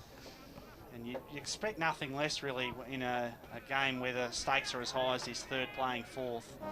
So the siren sounds to complete the first quarter, and it was a first quarter which initially was dominated by Mitcham before Doncaster East hit back late in the term. And at quarter time, the Lions lead 3-3-21 to Mitcham 2-3-15 on the Bendigo Bank scoreboard. All single goal kickers at this point in play. We've got Rami Ayubi, Jake Summers and Jack Shalakis kicking the majors for the Doncaster East Football Club, while Jake Toohey, he was the first one to put a goal on the board today, followed by Zach McCubbin. Hope you're enjoying the broadcast on 98.1 Radio East and streaming live around the globe on efl.org.au. We're going to go back to the Radio Eastern Studios, have some messages, then come back with the Score Centre with Barry Kotz, who's got all the important around the ground scores around the Eastern Football League across all 4 divisions as you go local for your footy. Up the Mitcham Tigers! Down the Burners! Let's go, Panthers! What a mark! Let's go, Doggies! Tobin Brothers Funerals, serving all supporters in the Eastern Football League since 1934. Tobin Brothers Funerals, celebrating lives. Program sponsor. Nothing better than a companion to keep you up to date with all the latest when you're at the footy. Better still, one that fits in your back pocket. The Eastern Footballer is a must-read. All the latest information, team lists, feature articles and much, much more. Pick up your copy this weekend as you love it local across the Eastern Football League. Never miss out on the latest information on the Eastern Football League through the league's social media channels. Live updates, information and scores through the league's Twitter account. Dave and his mates are flying to the Gold Coast to watch their team play the Suns. Do they B, pay too much for a taxi, C, hope for an airport rail link this century, or D, get a lift from a mate and hope for the best when they fly home? What about A for A1 Airport Parking? At A1 Airport Parking, get 2 days for $25, 3 days for $34, or get 7 days parking for just $69. And at just 5 minutes from the airport, they'll get you there in time for your flight and pick you up when you get home. Show your footy or sporting club membership anytime you park and get 10% off. a1airportparking.com.au. Program sponsor. Up the Mitcham Tigers! Down the Burners! Let's go, Panthers! What a mark! Let's go, Doggies! Tobin Brothers Funerals, serving all supporters in the Eastern Football League since 1934. Tobin Brothers Funerals, celebrating lives. Program sponsor. Hey, man. Yeah, man. Hope we win this weekend. I hope we win too. Because I want to kick some weekend goals at Pancake Parlour after the game. Because if your AFL team wins, you can go in and get a free sweet pancake with any savoury menu item purchase. Oh, free pancake. First your team wins and then your belly wins. It's win-win, man. Claim your free sweet pancake with any savoury item purchase just by showing your winning team's colours. Or your team membership. At any Pancake Parlour this weekend. Oh, and don't forget, check out Facebook for this week's offer. Lovely. Program sponsor. Join the Eastern Football League media team for full coverage of the 2016 EFL season. From 1pm every Saturday, the team dissect each of the 22 senior matches on the warm-up. The action kicks off from 2pm with the EFL Game Day broadcast bringing fans a full play-by-play call of the game of the round. From 5pm it's back to the studio for the post-match and a full wrap of the day's games. EFL Game Day, 1 to 6 every Saturday afternoon as you love it local.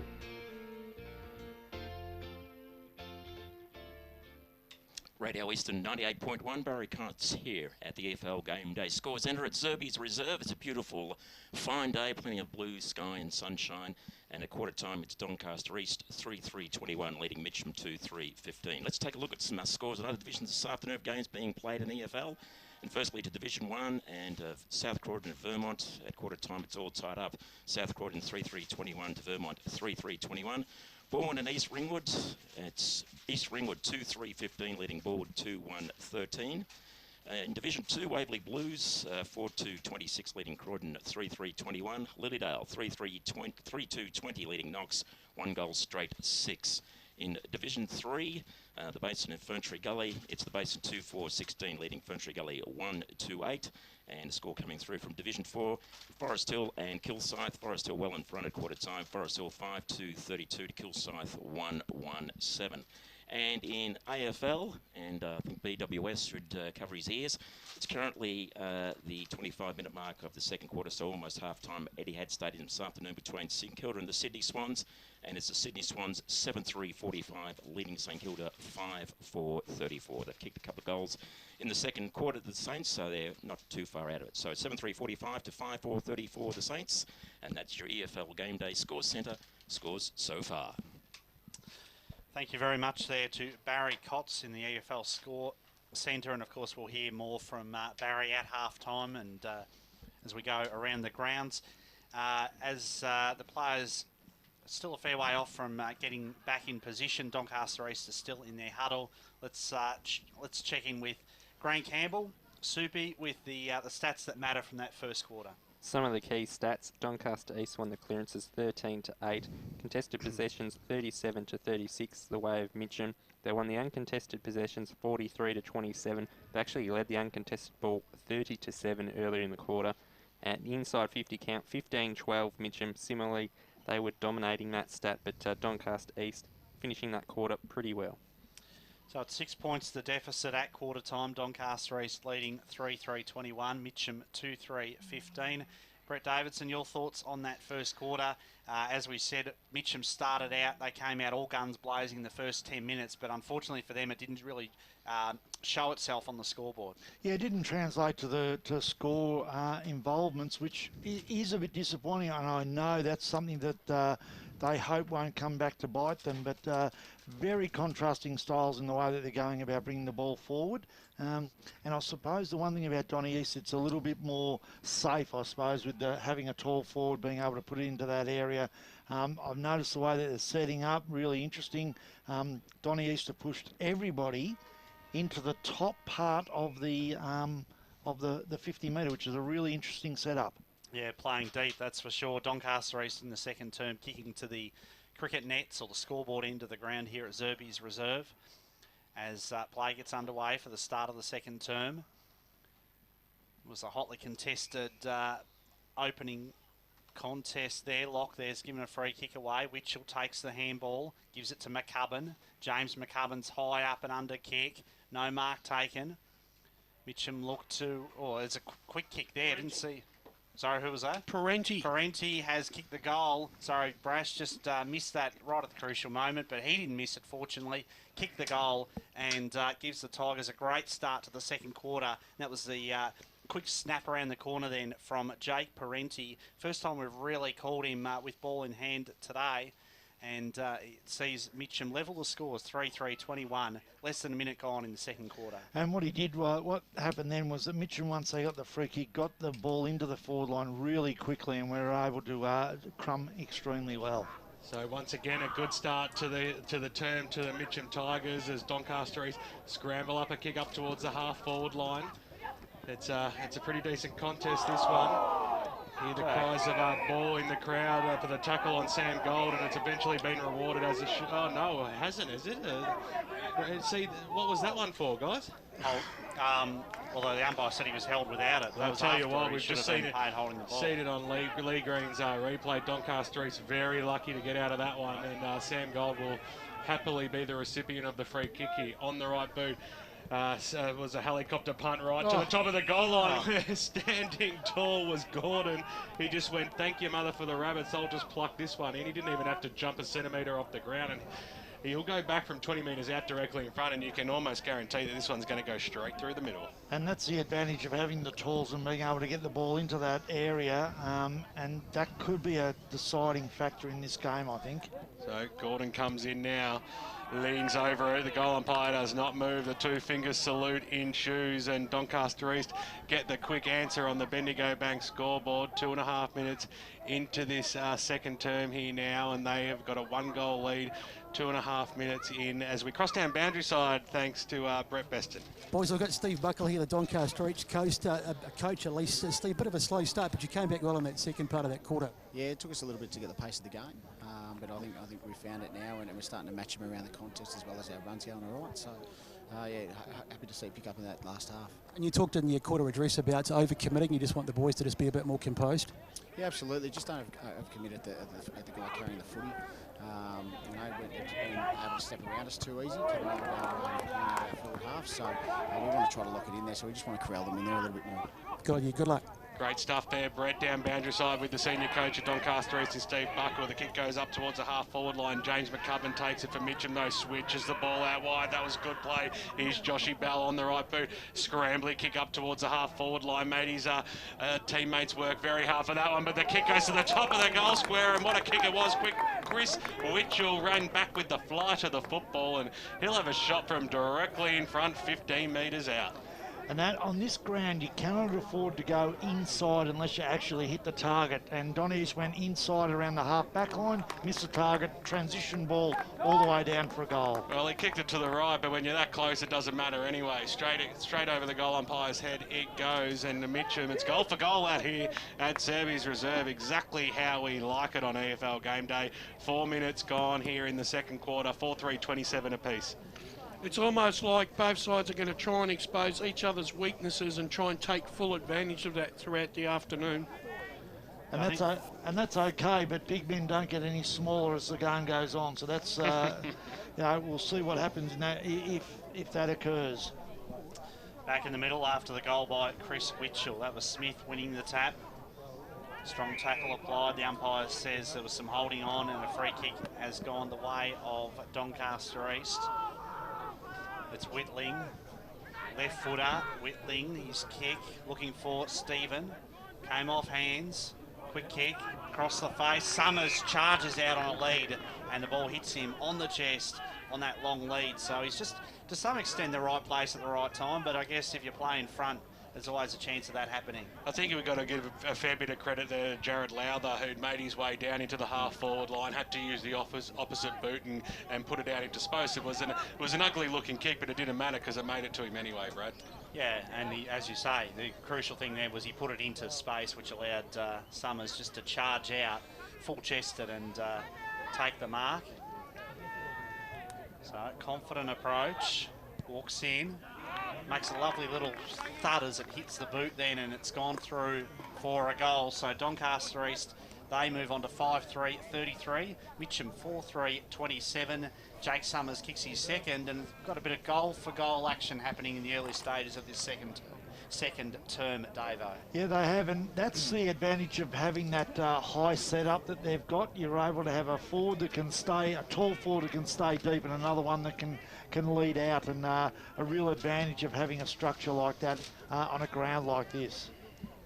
So umpire to start the game again. It's Mitcham's turn to go forward this time, but Doncaster East might have a bit of a say about that as Locke drives the ball up towards the Biano direction, who had a bit of speed on him in the first 10 metres. He might have enough distance here, but kicks it towards the Summers direction. What a lead that was. What a pass it was also.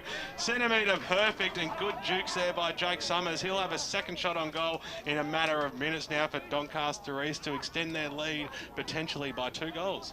This guy's moves very Carey-esque, doesn't he? The way he drops the ball onto the boot, Davo. He just moves.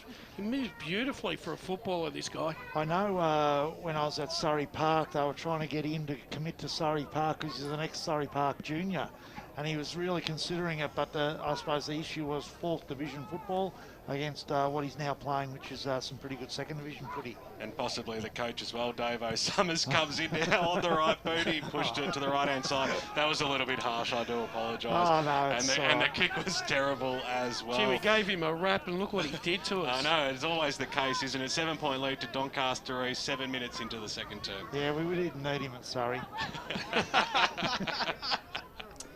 7 minutes gone in the second quarter.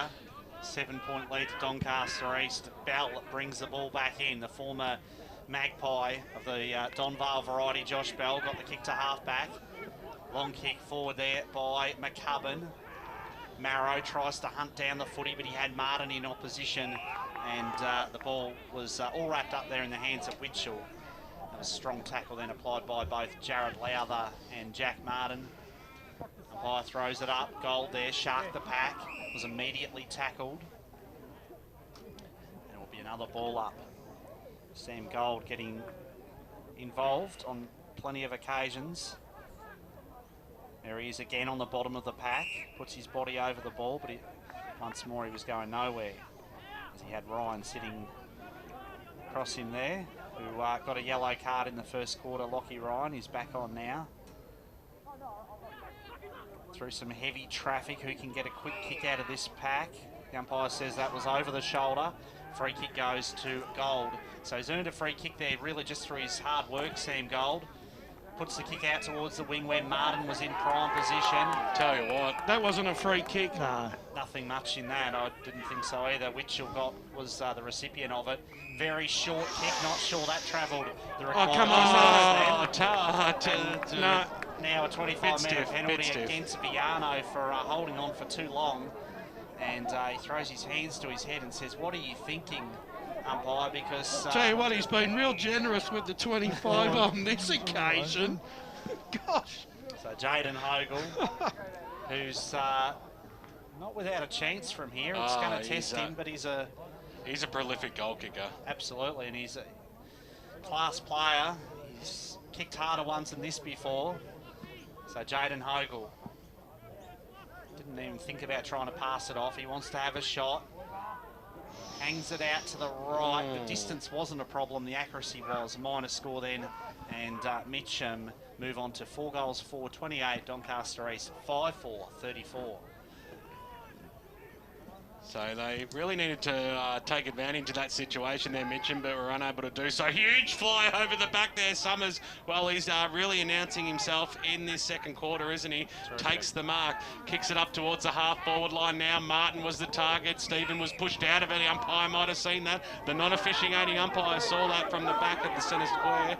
So it'll be a free kick to Micah Stephen, which that's almost worth a 25, even more so, as it comes out now. Summers, he's worked his way up. He wants to thump it another 50 metres, kicks it right to the hot spot. Big fist happens. Winterton, little handball over the top. That was okay. Tui loops the handball over towards the Witchell direction. He's happy to see the paint, and we'll have a boundary throw in about 20 metres out from the Doncaster East goal line, who currently leads this game by one straight kick. 34 plays 28. Pie to bring the ball back in now. Stephen, big fist over the top. Nicely done there by Rudd. Well, he tried to barge his way through, but he was never going to be pinged for that one, so he'll hand the ball back to the umpire. A lot of players around this football inside the offensive arc for Doncaster East. Comes out, Witchell dived on the football. Over the top of him there was Summers, and the umpire said a push in the back. So Mitcham have their chance to get out of the danger zone, Brad. They do indeed. Witchell with the free kick goes short to Rudd. Rudd runs his full measure, then has a bounce. Oh, nicely done. Another darting run from Lachlan Rudd. In the end, he put himself under a lot of pressure, and that certainly affected the kick. Jack Martin's sweeping handball over the top now. Thumping kick there, might have been Ceravolo to half forward. Oh, good mark. And a terrific mark. Batsanis it was who drove the ball forward, and a strong mark taken there by Gordon. And Tom Gordon has looked oh so dangerous in this first half. Has a chance to kick his second. And it's very clear the Donny East direction, isn't it? Get it into the forward line quickly, put it into the area of the tall, And so far, I don't know what the stat is for marks inside 50, but I reckon there'd be a few to Doncaster at the moment. He's got a lovely balanced approach, Tom Gordon, as he walks in to kick the ball. And that made beautiful contact off the boot as well. Tom Gordon has got his second. It split the middle. And Doncaster East move on to 6-4-40.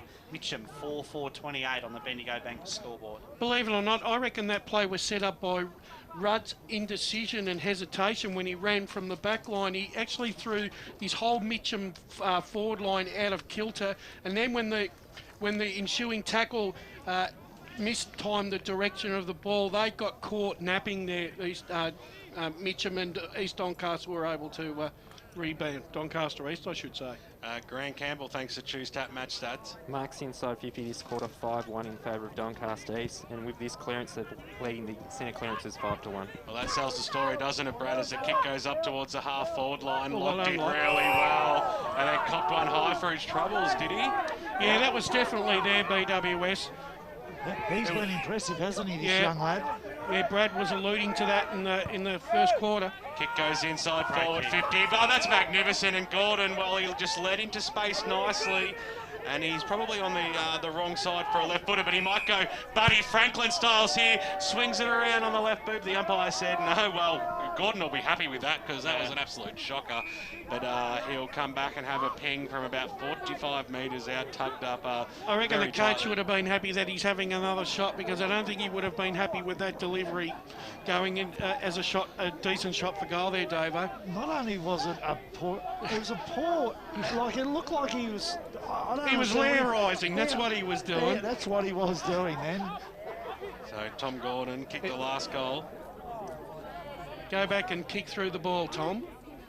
Through the normal arc. So he's still, you might find he might still run around here, but he might have learned from his lessons. Direct approach, he's pushed it to the left-hand side and out of bounds on the full. So that's probably why he wanted a little bit of curl brush. So he might listen back to your comments and go, well, I'm sorry, mate, but that's what I was trying to do in the first place. Yeah. It's Lucas Marrow, Brad, to bring the ball back in for Mitcham. It might be Miles, is it? Willenberg, sorry. Willenberg, who brings the ball to half-back, and that's a great mark. That's 25. Terrific mark then by Holzheimer, and he gets a 25-metre penalty as well. He's certainly made to earn that one. Stood up to the task. Holzheimer's kick to the wing. Just showed plenty of it to the opposition. It was fisted over the boundary line for a throw-in. At the moment, Mitcham are struggling to find a match-up in their back half to try and see what they can do on Gordon, because they've got some good tools up there at the moment. They've got a problem with a match-up on Summers too. Summers has got a little bit of height on his opponent there too. Just think they're just Doncaster East at the moment are really grinding here, and Mitcham are not coping with that. Stephen and Gordon competing in the ruck that time. And another ball up to ensue. Huge pack of players camped around this footy. Like you look at Willenberg and Wonner. Gordon. Gordon's got it on him every time. That's Whitling taking possession. He arches the back and tries to break away, but the ball's going to have to come back. Looks like Ryan there for Mitcham. Or is it McCubbin? No, Ryan. Ryan's kick. Looked for Zach McCubbin this time. A lot of players putting the pressure on here. There's a free kick there, you would think, against Zach McCubbin, or is he? No, he's going to get the free kick. There was a throw. Yeah, so incorrect disposal. That came, obviously, that came first. Then there was the sling to the ground, which was after the event. Zach McCubbin dishes off the handball, had a teammate cruising past, looked like Petrarca. And Julian Petrarca's kick has just snuck home for a behind. So the idea was okay then, but it was an ambitious shot by Petrarca, and he was well wide of the target. And that's about their third attempt at kicking goals from outside 50, which says that you don't have a tall to kick to. And so they're trying that option a few times at the moment. It hasn't quite worked. Batsana's kicked in. Brock McLean took the mark. Gave the little handball off, so Whitling for Doncaster East. They create the switch to the outer side of the ground. They were looking for Micah Stevens. It was nicely done there by Witchell. Got the handball away, but that was chopped off. Good second effort there by Micah, and over the boundary line she goes.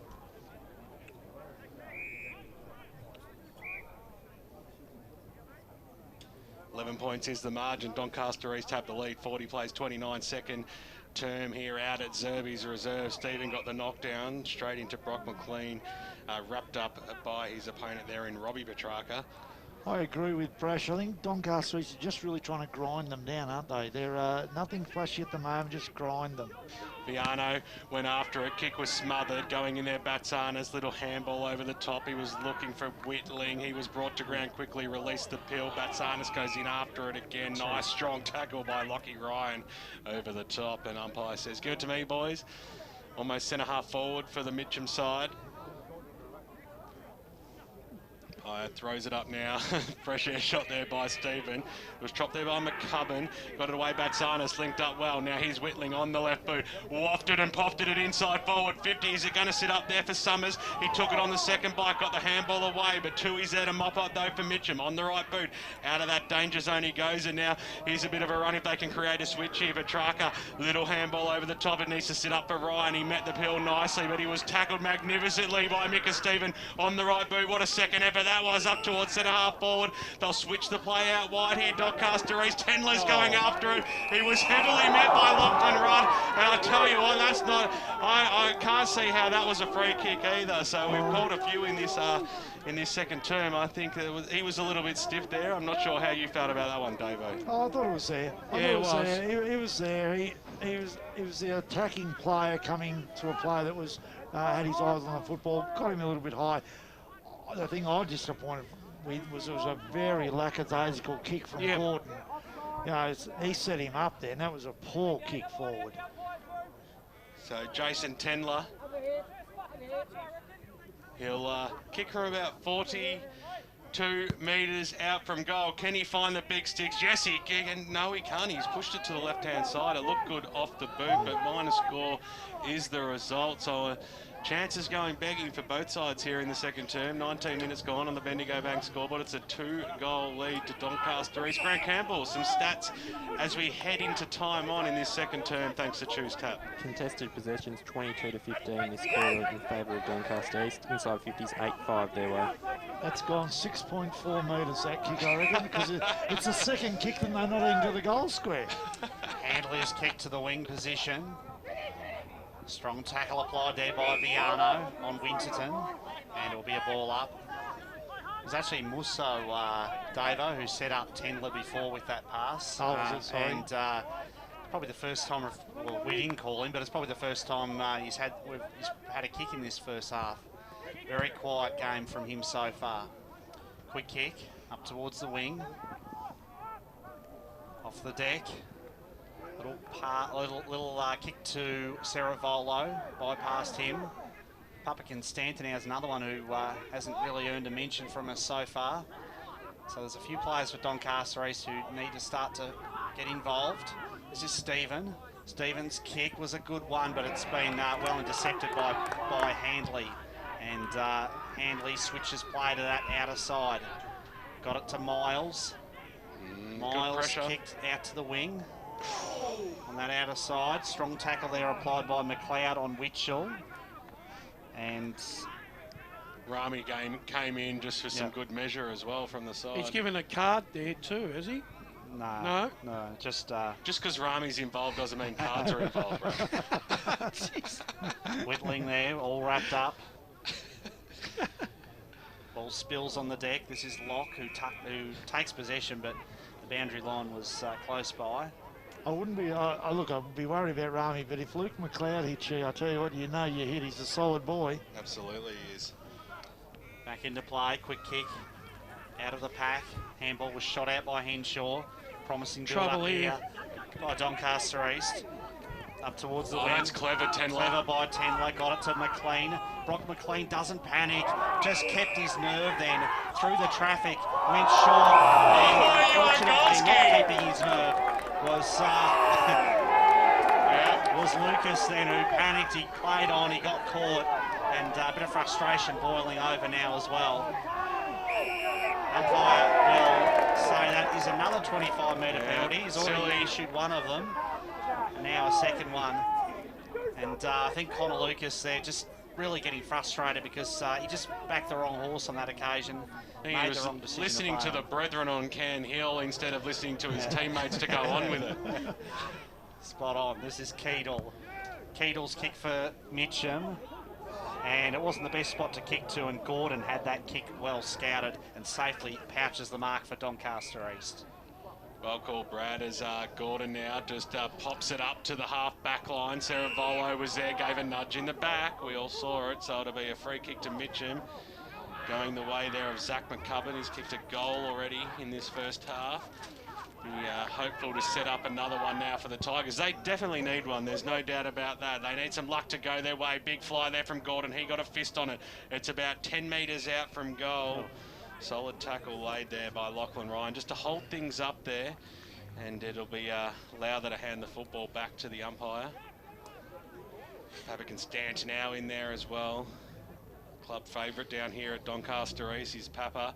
Nicely done there by Gordon. Doncaster East numbers at the back. Little handball there from Mill. He was looking for Viano. And the big man, Viano, I think he'll take this kick in as well. He's one of the most thumping kicks in the Eastern Football League. So, and of course he wants to chip at 20 metres when you give it. We're giving it. Found Lukey McLeod, helicopter punt style out wide.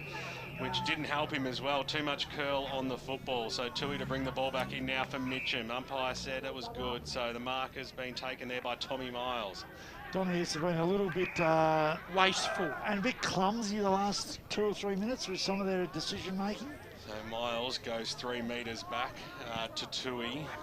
Of course, Tommy Miles, part of the EFL media team a number of years ago. Lachlan Rudd in the middle of the ground, come a long way out from goal. Tui's just racking up the stats now, deep into this second term, goes out wide. Nice link up there with Keedle. Got the little handball away. They're under a lot of pressure. Doncaster is doing well here. Little kick off the ground by McCubbin, goes head side forward 50. Jack Martin with the first player to meet this one, paddled it to his advantage. Can he trap the football? He's close to the boundary line. Parente right on his hammer, and over the boundary line she goes, right near the cricket nets. Yeah, real ugly 5-minute patch here by both sides. One thing that Luke McLeod needs to work on is disposal. Everything else about his game is good, but he needs to work on that disposal. To bring the ball back in now. Front spot that time there by Gordon for Mitcham. Snap around the body. Nicely done by Gordon of Doncaster East to just get a timely knock on the football through for a minor score. Bendigo Bank scoreboard shows a 10-point lead to Doncaster East. 24.5 minutes into this second term, as the kick is one of the worst you will see from that kick in, Brad, and Mitcham to have a shot on goal. Only 30 metres out now. Big clanger there. That'll be going down as a clanger. Yeah, Tom Gordon was the player then who made that error, and as a result, put him back up forward. Yeah, that's 6 points off his son score. Has a shot at the goals. He's already kicked one today, and that's gone well across the face of goal. So a minor score then for Jake Parente. 1 goal, 1. And for him today, Mitcham 4-8-32, Doncaster East 6-5-41, as Gordon brings it back into Locke. Locke's handball to Whitling. High kick looking for nice mark. Gold, and Sam Gold there floated in from the side beautifully to take the mark in front of McCubbin. He's having a good game. Certainly is. Sammy Gold's kick to the wing, but it was Lachlan Rudd. Great mark. To use the cliche, had his name written all over that. Never looked like dropping it. He was the only man really in the contest. Rudd's kick to the wing. Petrarca over the footy. And it's Handley, in fact. And Handley not appreciating the attention then that he got from James Locke and Jack Martin. Umpire throws it up. Quick kick out of the contest, doesn't go very far. Strong tackle applied again by on Locke, then Batsanis, who's all wrapped up, and it's just starting to boil over a little bit here. Matty Viano throwing his weight around. And Sam Gold also pretty fired up. Free kick. Yeah, he's seen it, the umpire. He's seen the short arm jab to the face. Free kick goes away at Mitcham. Hogle there. was the recipient of the handball. Hogel's kick, though, was a poor one. And Gordon, again, just reading the play nicely, takes the mark and will clear once more for the Lions. Yeah, so he had goal, but he instead went out further to lock. He can redeem himself here. He's squeezed to kick up the wing position. It was a horrible one, though. Joshy Bell took the mark. It's probably out of bounds on the full anyway. Got the handball away. Here is McCubbin. Kicks it up towards centre half forward. It was a scrambling kick. Jack Martineau's only for the football. Goes after it again. Hits the deck on top of him, Tommy Lucas, and we'll have a bounce centre half forward for Mitcham. I don't know whether I'm watching second division or fourth division footy in the last 5 minutes. It's been very, very average. Scrappy football. Floating kicks, not hitting targets. What can the last few minutes show us here? Micah Stevens' kick was smothered. Viano came in, banged it on his boot, just wanted the available purchase. Kicks it out towards the goal direction. Needed Tendler, I should say, inside forward 50. Dispossessed of the football. Got a nudge after he got rid of it. So it goes forward, and the mark has been taken by Jeremy Musso. And he'll go back and have a ping right in front of us here in the broadcast position. And I do have to apologise to all those fourth division players too. Is that the siren there? That's what it sounded like. Well, usually Alfie rings it a few times, so I'm not too sure on that, but Musso, he'll come in now, he'll kick from 45 metres, and oh, well, it was an absolute shocker, wasn't it? He hasn't had the greatest of first halves, Jeremy Musso, but nonetheless, it's been entertaining. The last 15 minutes of this quarter hasn't been so flash and not that impressive for everybody out here at Zerby's Reserve today, but we are set for what is going to be a big second half of football. 6-5-41. Doncaster East leading Mitcham here today by 9 points. 4-8-32. Major goal kickers on the ground. It is 2 to Jakey Summers for Doncaster East, as well as Tom Gordon, who went back deep into that second term. They're all singles for the Mitcham Football Club. Hope you're enjoying the broadcast on 98.1 Radio Eastern and streaming live around the globe on EFL.org.au. All the important around the ground scores as you go local for your football will be available after these messages from 98.1 Radio Eastern. We're enjoying it. Barry Cotts is going to come back, bring you those scores. We're also going to talk with Tim out at Warrandyte, Templestowe at half-time for the one punch match as well. So stay tuned, and it's all happening out here at Zerby's Reserve. Hey, man. Yeah, man. Hope we win this weekend. I hope we win too. Because I want to kick some weekend goals at Pancake Parlour after the game. Because if your AFL team wins, you can go in and get a free sweet pancake with any savoury menu item purchase. Oh, free pancake. First your team wins and then your belly wins. It's win-win, man. Claim your free sweet pancake with any savoury item purchase just by showing your winning team's colours. Or your team membership. At any Pancake Parlour this weekend. Oh, and don't forget, check out Facebook for this week's offer. Lovely. Program sponsor. Nothing better than a companion to keep you up to date with all the latest when you're at the footy. Better still, one that fits in your back pocket. The Eastern Footballer is a must-read. All the latest information, team lists, feature articles and much, much more. Pick up your copy this weekend as you love it local across the Eastern Football League. Real people, real stories. Whether I'm driving the morning coach to service or whether I'm actually doing the transfer from my family home is very rewarding. It's heavy lifting, it's emotional, it's uplifting, it's rewarding, and it's a vocation. It's not a job, and I love it. Watch the A Day in the Life video series now at tobinbrothersfunerals.com.au for an insight into the specialised work they do. Tobin Brothers Funerals, celebrating 80 years of service. Program sponsor. EFL.org.au is the place to be online for all the latest on the Eastern Football League. Keep up to date by checking out the latest news and feature articles. Have your say in the EFL poll. Check out all the latest EFL videos, and best of all, you can listen back to any EFL radio program at any time. Head to EFL.org.au. The Eastern Football League. Local footy at its best. Dave and his mates are flying to the Gold Coast to watch their team play the Suns. Going up that time. Picked up by Vaiano on the right boot. He's opposite. Got a fair bit of purchase there up towards the half-forward line. Mitcham did have the numbers at the fall of ball. McLeod overran it, but the Tigers have the numbers in the middle of the ground and they can start their approach again. One bounce up towards the half-forward line. Floating kick. Jack Martin had the front spot. It was nicely spoiled there by Hogel. Kicks it inside forward 50. That's brilliant. And the top of the goal square is easy as you like. You would not believe that. McCubbin has missed an absolute sitter. Well, that's a coach killer, that one. 8 minutes into this first term, 1-2-8, the Mitcham Tigers. They lead this one by those solitary 8 points. Doncaster East yet to score. Did all the hard work there, McCubbin, and outsmarted his opponent and couldn't get the job done. So the he's a little bit like that, isn't he, Zach? He's got that he's a coach killer. He's got so much ability, so much talent, but sometimes he doesn't think he's... That was a good bit of defensive work from the Mitcham midfield then. Still haven't gone inside 50, the Doncaster East side. 9.5 minutes through into this first term, Brad. They are indeed. Stephen against Willenberg in the ruck this time, because Stephen had the height advantage then. A little handball came from Bell, got it to James McCubbin, who's been busy early. Right, it's Keedle for Mitcham, who spun on a sixpence and then put the kick into Witchell. Chris Witchell. Nice. Measures the pass. This is good footy from Mitcham. Great build-up. Petrarca's kick to the top of the square. And McCubbin takes a terrific mark. And showing some of that ability that you spoke of before, Davo. Let's see if he can go back and make good on what should be a goal from this position. Oh, he's been so they're alive wide down there, but gee whiz, they are just dominating possession here. Absolutely running Doncaster East off their legs. Doncaster East look like they're asleep, or they just cannot get the football in their hands. So Zach McCubbin, he's already kicked one behind, which should have been a goal. Can he redeem himself here? Nothing like a bit of feeling in a game. You got to love that. Absolutely. 13-point lead to Mitcham. Boundary throw in. Out of the ruck, Stephen grabbed it and then was immediately tackled, but he didn't really quite get boot to ball, did he? So that's Winterton free kick. Well, this looks like a tough free kick, that one. Yeah, and I don't reckon that number 67 sitting lightly on his back either.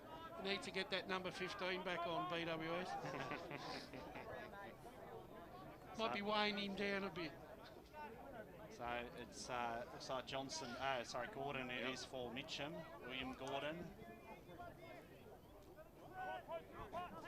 Looks pretty confident. A few steps, walks in, but it hangs it in. Kick falls short, doesn't make the distance. Quick kick came out into the path then of Miles. Still in play. Sweeping handball over the top. Spearing kick towards the true centre-half forward position for Doncaster East. They just can't sort of get 2 or 3 kicks in a row to their teammates. There's no real cohesion in their play. 25 There's a as free well kick. for back chat. Add a 25-metre penalty, and Ayubi will be the recipient of this one. Actually, Rami played a very good game against Knox a couple of weeks ago. He's just started to find his form again. Probably needs to work on his speed a little bit, BWS, but around the clinches, he was really good. Reckon he only got 15 metres there too, Brush. Yeah, it was a pretty short one, wasn't it? That was a very short one, I agree. Gee, I wouldn't want to be buying real estate off him. So Ayubi, thumping kick, looks pretty good. He's got it. And he has stuck it home, so Rami Ayubi gets Doncaster. There's still a lot of players around this football. Stephen goes after it again. He just barges and barges his way through and towards the boundary line. Ryan might have got a foot on ball here to make it go out of bounds on the full, but Carlos, and a little bit of talking back to the umpire from Lachlan Ryan sees him have a bit of a spell on the interchange bench for Mitcham. We'll see him in towards the end of the second quarter with a yellow card. And that's been a little bit of the disappointment with Mitcham at the moment. They've been a little bit undisciplined in some of the things they've done, and you include the Zach McCubbin playing on when you're in the goal square as undisciplined. So there's a few things just happened in the last 5 minutes that I know Neil Winterton would not be happy. So Robbie Petrarca goes short, finds Holzheimer. Holzheimer's kick to Locke, who was intended for Johnson, but Locke intercepted it. Viano kick low, and a lovely spearing left foot pass. and that was almost Daniel Mead-like, that kick, BWS, as he found Shalakis. Or it went like a tracer bullet, that one, to Shalakis there in the forward pocket. So Shalakis will have a shot. He's a left footer, so it's a difficult, slightly difficult position, but you'd think he'd be a good chance of kicking this. Quality player. Drifts it across, straight through the middle, looks good, and makes no mistake. So Jack Shalakis, he made that look easy in the end, and gets Doncaster East's second goal, 2-2-14. Mitcham a 2-3-15 on the Bendigo Bank scoreboard. Just to change up the different forward line setups at the moment, you've got a couple of talls down there, Donny East forward line. They're kicking long to their talls and opening the feet up, whereas Mitcham have gone very small, trying to bring it in with short hit-ups. So very contrasting styles at the moment. From the home side's goal line, we've crossed the 27.5-minute mark of this first term. Scores are level 2-3-15. We knew it was going to be a cracker coming out to Division 2 EFL game day, and as the umpire balls it back in, a lot of players around this once again. Little handball out. Nicely done there by Smith. He got a handball away. Saravolo on the left boot, kicks it to the hot spot, the top of the goal square. Might have been a little bit of holding off the play. Might even be advantage paid here. No, there's a free kick played there. I think Gordon was being held, or is it Summers? Jake Summers, I think. Summers that's going to have the shot on goal. He's only going to be about 20 metres out, the big man. So he was pulled off the flight of the football. You would have seen that on Leroy Green's replay, and he'll go back and, well, he's going to give Doncaster East the lead. But unbelievable, an important kick to put through the big sticks. Well, they've really shut down Mitcham's space at the moment around the contest, and that's where Mitcham were really good early on with their quick hands in space.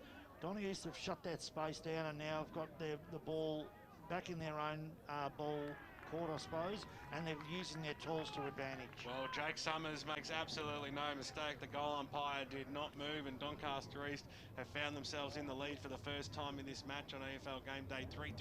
3-3-21 to Mitcham, 2-3-15. 29 minutes gone now on the Bendigo Bank scoreboard. Grant Campbell, some stats that matter thanks to Choose Tab.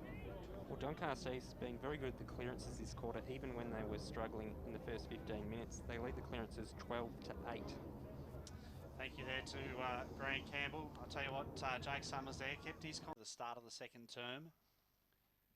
It was a hotly contested opening contest there. Lock there's given a free kick away. Witchell takes the handball, gives it to McCubbin. James McCubbin's high up and under kick. No mark taken. Mitcham looked to, there's a quick kick there. Didn't see. Sorry, who was that? Parenti. Parenti has kicked the goal. Sorry, Brash just missed that right at the crucial moment, but he didn't miss it, fortunately. Kicked the goal and gives the Tigers a great start to the second quarter. And that was the quick snap around the corner then from Jake Parenti. First time we've really called him with ball in hand today. And it sees Mitcham level the scores, 3-3-21, less than a minute gone in the second quarter. And what he did, what happened then was that Mitcham, once they got the free kick, got the ball into the forward line really quickly and were able to crumb extremely well. So once again, a good start to the term to the Mitcham Tigers as Doncaster East scramble up a kick up towards the half forward line. It's a pretty decent contest, this one. Hear the cries of a ball in the crowd for the tackle on Sam Gold, and it's eventually been rewarded as a oh no, it hasn't, is it? See, what was that one for, guys? Although the umpire said he was held without it. I'll tell you what, we've just seen it on Lee Green's replay. Doncaster East very lucky to get out of that one, and Sam Gold will happily be the recipient of the free kick here on the right boot. It was a helicopter punt right to the top of the goal line. Standing tall was Gordon. He just went, thank you, mother, for the rabbits. I'll just pluck this one in. He didn't even have to jump a centimetre off the ground. And he'll go back from 20 metres out directly in front, and you can almost guarantee that this one's going to go straight through the middle. And that's the advantage of having the tools and being able to get the ball into that area. And that could be a deciding factor in this game, I think. So Gordon comes in now. Leans over it. The goal umpire does not move. The two-finger salute ensues, and Doncaster East get the quick answer on the Bendigo Bank scoreboard. 2.5 minutes into this second term here now, and they have got a one-goal lead, 2.5 minutes in as we cross down boundary side, thanks to Brett Beston. Boys, I've got Steve Buckle here, the Doncaster East Coast, a coach at least. Steve, a bit of a slow start, but you came back well in that second part of that quarter. Yeah, it took us a little bit to get the pace of the game, but I think we found it now, and we're starting to match them around the contest as well as our runs going all right. So, yeah, happy to see pick up in that last half. And you talked in your quarter address about overcommitting. You just want the boys to just be a bit more composed. Yeah, absolutely. Just don't overcommit at the guy carrying the footy. You know, they've been able to step around us too easy, coming out of our forward half. So we want to try to lock it in there. So we just want to corral them in there a little bit more. Good luck. Great stuff there, Brett, down boundary side with the senior coach at Doncaster East and Steve Buckle. The kick goes up towards the half-forward line. James McCubbin takes it for Mitcham, though, switches the ball out wide. That was good play. Here's Joshy Bell on the right boot. Scrambly kick up towards the half-forward line. Made his teammates work very hard for that one, but the kick goes to the top of the goal square, and what a kick it was. Quick, Chris Witchell ran back with the flight of the football, and he'll have a shot from directly in front, 15 metres out. And that on this ground, you cannot afford to go inside unless you actually hit the target. And Don East went inside around the half-back line, missed the target, transition ball all the way down for a goal. Well, he kicked it to the right, but when you're that close, it doesn't matter anyway. Straight over the goal umpire's head it goes, and the Mitcham, it's goal for goal out here at Serbies Reserve, exactly how we like it on EFL game day. 4 minutes gone here in the second quarter, 4-3, 27 apiece. It's almost like both sides are going to try and expose each other's weaknesses and try and take full advantage of that throughout the afternoon. And that's okay, but big men don't get any smaller as the game goes on. So that's, you know, we'll see what happens in that if that occurs. Back in the middle after. There's always a chance of that happening. I think we've got to give a fair bit of credit there to Jared Lowther, who'd made his way down into the half-forward line, had to use the opposite boot and put it out into space. It was an ugly-looking kick, but it didn't matter because it made it to him anyway, Brad. Yeah, and as you say, the crucial thing there was he put it into space, which allowed Summers just to charge out, full-chested, and take the mark. So, confident approach, walks in. Makes a lovely little thud as it hits the boot then, and it's gone through for a goal. So Doncaster East, they move on to 5-3, 33. Mitcham 4-3, 27. Jake Summers kicks his second, and got a bit of goal-for-goal action happening in the early stages of this second term, Davo. Yeah, they have, and that's the advantage of having that high setup that they've got. You're able to have a forward that can stay, a tall forward that can stay deep, and another one that can lead out, and a real advantage of having a structure like that on a ground like this. So umpire to start the game again. It's Mitcham's turn to go forward this time, but Doncaster East might have a bit of a say about that as Locke drives the ball up towards the Biano direction, who had a bit of speed on him in the first 10 metres.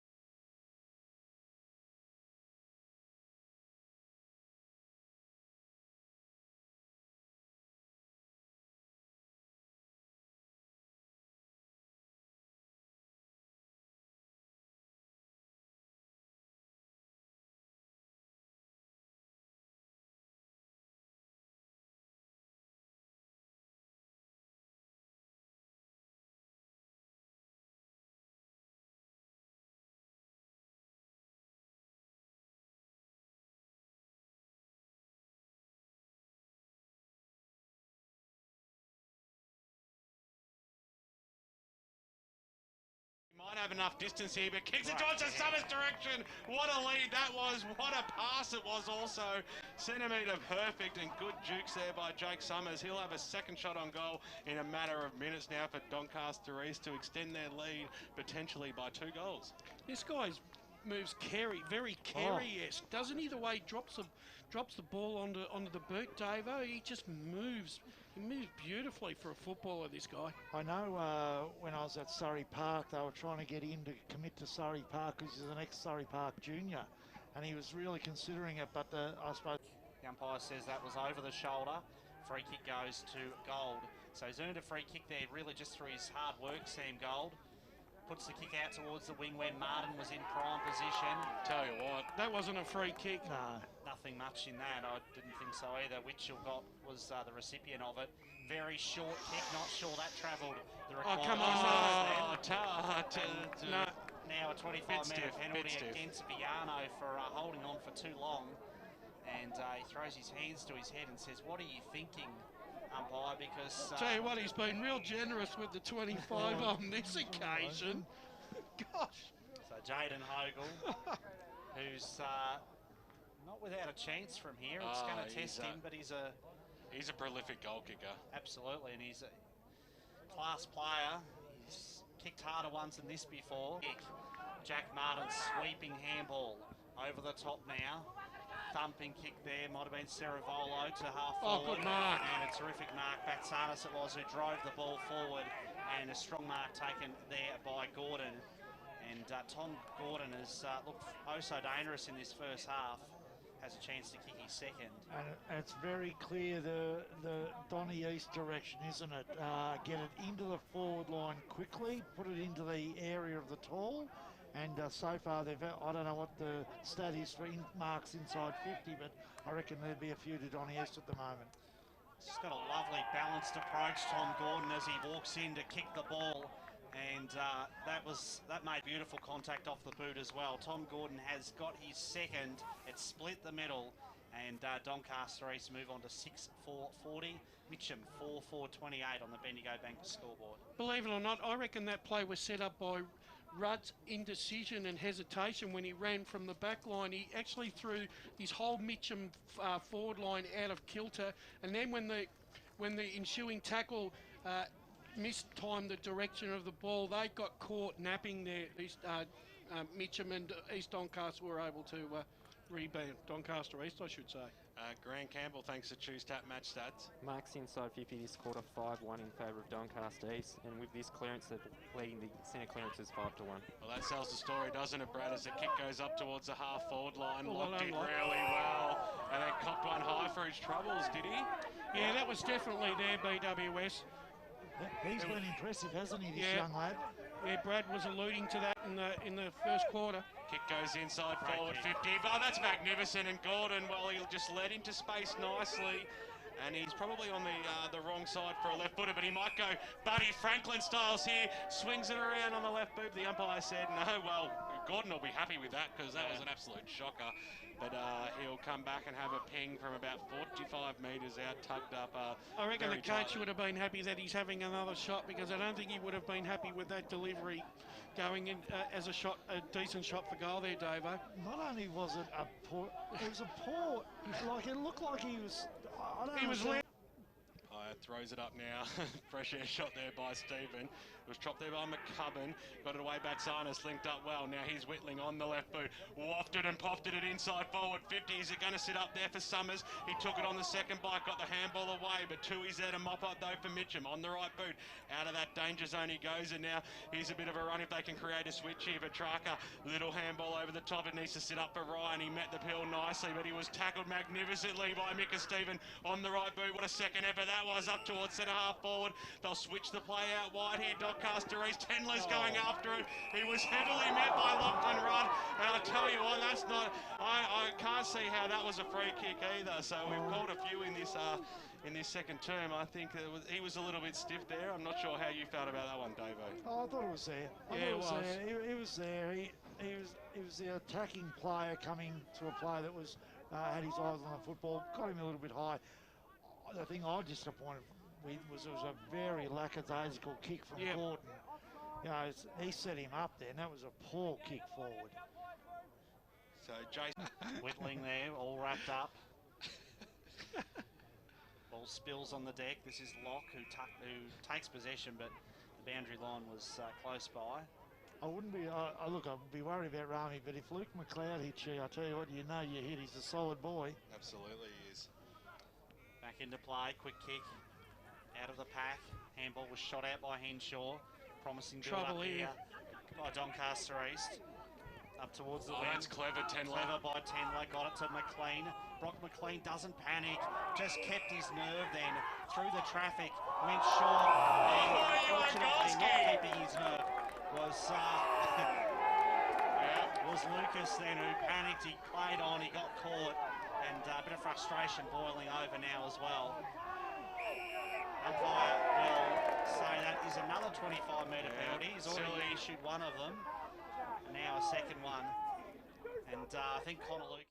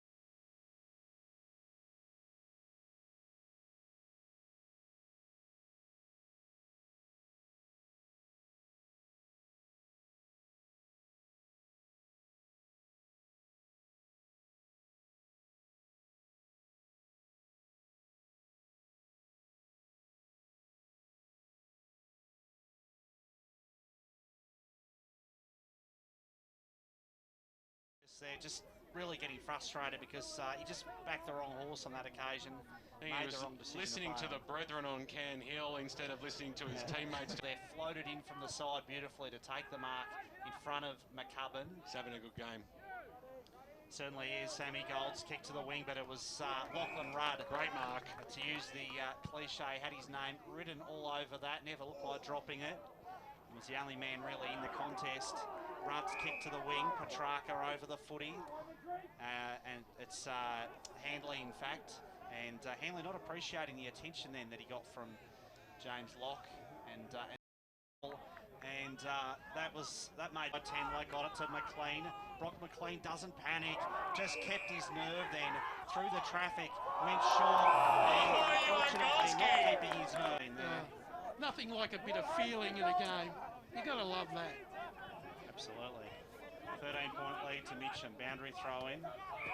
Out of the ruck, Stephen grabbed it and then was immediately tackled, but he didn't really quite get boot to ball, did he? So.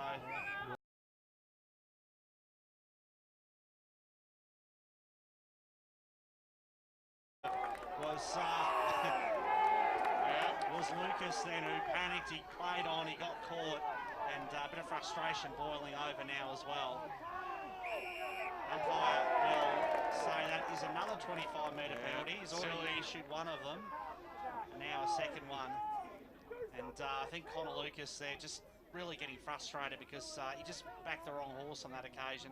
He was listening to the brethren on Can Hill instead of listening to his teammates. Mark taken there by Gordon. And Tom Gordon has looked oh so dangerous in this first half. Has a chance to kick his second. And it's very clear the Donny East direction, isn't it? Get it into the forward line quickly, put it into the area of the tall. And so far, I don't know what the stat is for marks inside 50, but I reckon there'd be a few to Donny East at the moment. He's got a lovely balanced approach, Tom Gordon, as he walks in to kick the ball. What a second effort that was, up towards centre half forward. They'll switch the play out wide here. Doncaster East, Tenler's going after it. He was heavily met by Lachlan Rudd, and I'll tell you what, that's not...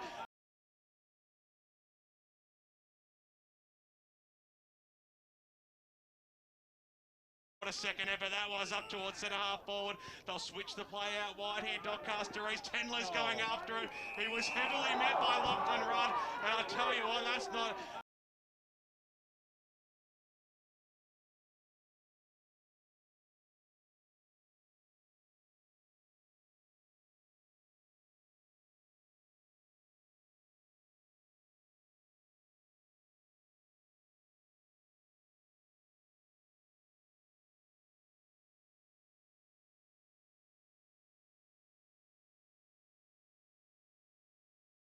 Have enough distance here, but kicks it towards the Summers direction. Throws it up now. Fresh air shot there by Stephen. It was chopped there by McCubbin. Got it away. Batsanis linked up well. Now he's Whittling on the left boot. Wafted and pofted it inside forward 50. Is it going to sit up there for Summers? He took it on the second bite, got the handball away, but two is there to mop up though for Mitcham on the right boot. Out of that danger zone he goes, and now here's a bit of a run if they can create a switch here. Petrarca, little handball over the top. It needs to sit up for Ryan. He met the pill nicely, but he was tackled magnificently by Micah Stephen on the right boot.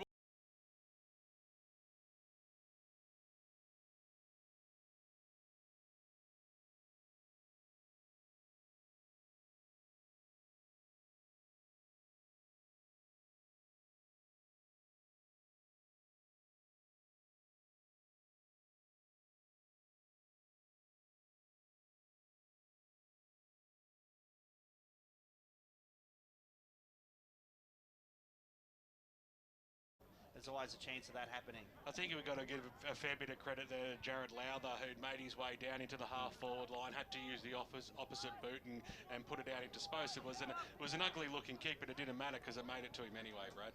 Yeah, and as you say, the crucial thing there was he put it into space, which allowed Summers just to charge out, full-chested and take the mark.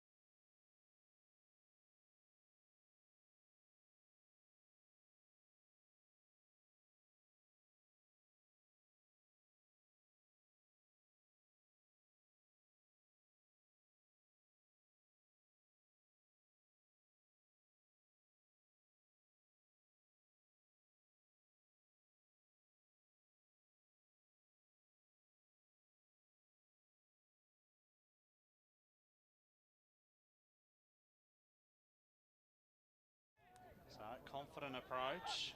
Walks in. Makes a lovely little thumb. Good footy from Mitcham. Great build up. Petrarca's kick to the top of the square. And McCubbin takes a terrific mark and showing some of that ability. Throws it up now. Fresh air shot there by Stephen. It was chopped there by McCubbin. Got it away back. Sarnas linked up well. Now he's Whittling on the left boot. Wafted and pofted it inside forward 50. Is it going to sit up there for Summers? He took it on the second bite. Got the handball away. But Tui's there to mop up though for Mitcham. On the right boot. Out of that danger zone he goes. And now here's a bit of a run if they can create a switch here. Petrarca, little handball over the top. It needs to sit up for Ryan. He met the pill nicely. But he was tackled magnificently by Micah Stephen on the right boot. Almost Daniel Mead like that kick BWS as he found Shalakis. It went like a tracer bullet, that one, to Shalakis there in the forward pocket. So Shalakis will have a shot. He's a left footer, so it's a difficult, slightly difficult position, but you'd think he'd be a good chance of kicking this. Quality player. Drifts it across, straight through the middle, looks good, and makes no mistake. So Jack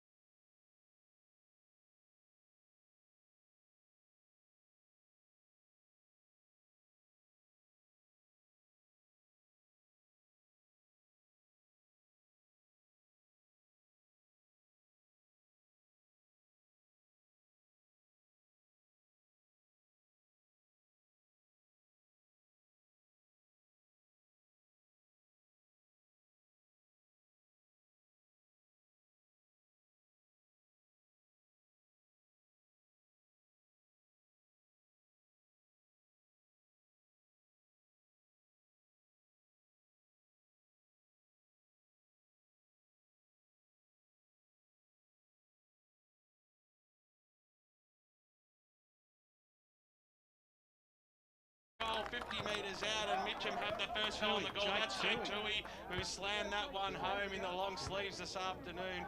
And on the Bendigo Bank scoreboard, 6 minutes into this first term, it is Mitcham having all the scoring, all the play at the moment. 117 to Doncaster East yet to score. Grant Campbell, thanks to Choose Tap Match Stats. Well, it's Mitcham with 8 inside 50s to 0, and you look at the total disposals, it's total one-way domination, 30 to 7 in favour of Mitcham.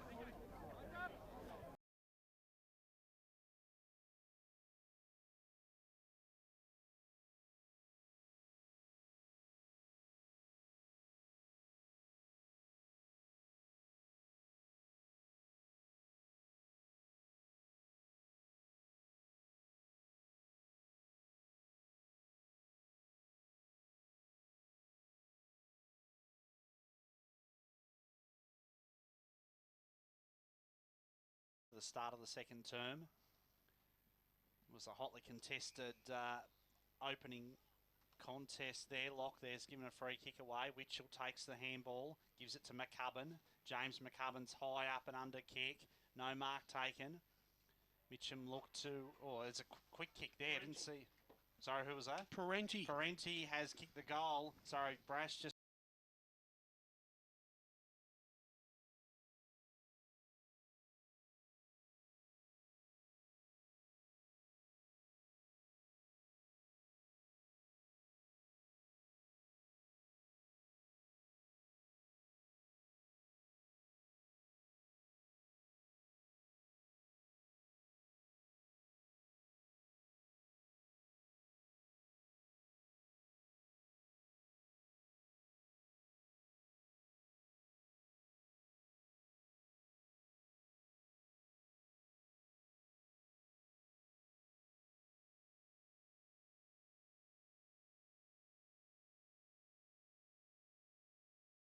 about overcommitting. You just want the boys to just be a bit more composed. Yeah, absolutely. Just don't have committed at the guy carrying the footy. They've just been able to step around us too easy, coming out of our forward half. So we want to try to lock it in there. So we just want to corral them in there a little bit more. Good on you. Good luck. Great stuff there, Brett, down boundary side with the senior coach at Doncaster East and Steve Buckler. The kick goes up towards the half-forward line. James McCubbin takes it for Mitcham, though, switches the ball out wide. That was a good play. Here's Joshy Bell on the right boot. Scrambly kick up towards the half-forward. I can't see how that was a free kick either, so we've called a few in this second term. I think he was a little bit stiff there. I'm not sure how you felt about that one, Davo. Oh, I thought it was there. Yeah, it was. He was there. He was the attacking player coming to a player that was had his eyes on the football, got him a little bit high. The thing I was disappointed with was it was a very lackadaisical kick from Gordon. You know, he set him up there, and that was a poor kick forward. So Jason.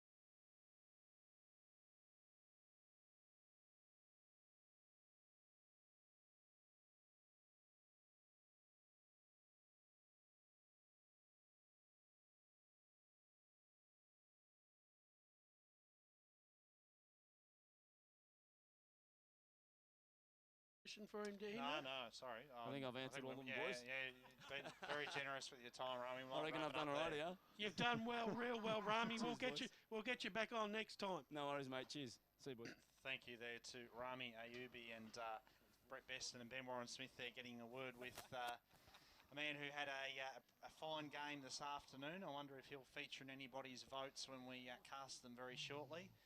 But just you posed a question a couple of moments ago, Brash. Yeah, the day of a player coach. What do you reckon? Are we at this? Because I look at it this way. You need a really good confidant on your boundary line, and also someone with an astute knowledge of the game that can look at it like you would as if you were on the bench. Are we past that now, Davo?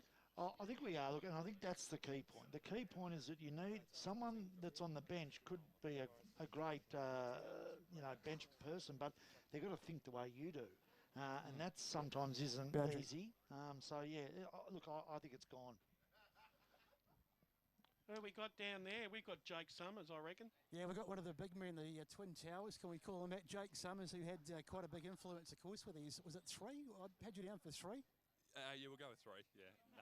I wasn't sure if I missed one. You'd be pleased with the win today, and of course a great combination with yourself and Thomas Gordon up forward. Yeah, no, absolutely. We were pretty disappointed with, I suppose, the loss against Knox 2 weeks ago, and we sort of said, we need to come out and put together sort of four quarters of good quality footy, and to the boys' credit, it wasn't great footy, but you go away with a 40-point win. The two of you really sort of turned the game. It was very tight, up, especially in the first quarter, even up to half time. But that third quarter, the two big guys, yourself and of course Thomas.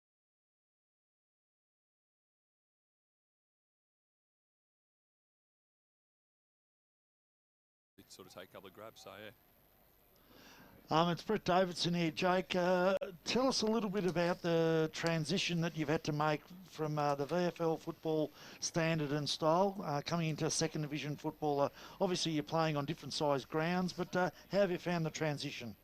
Yeah, look, I won't lie, a bit of a sort of shock at first. You sort of go around and there's obviously completely different standards, I suppose, across the whole list. But the senior groups really gelled, and me and Tommy sort of came with a bit of a new game plan and implemented it. And I suppose early days it was a little bit scratchy, but from there it's just been really well received, and we've been really happy with how things have been going. So.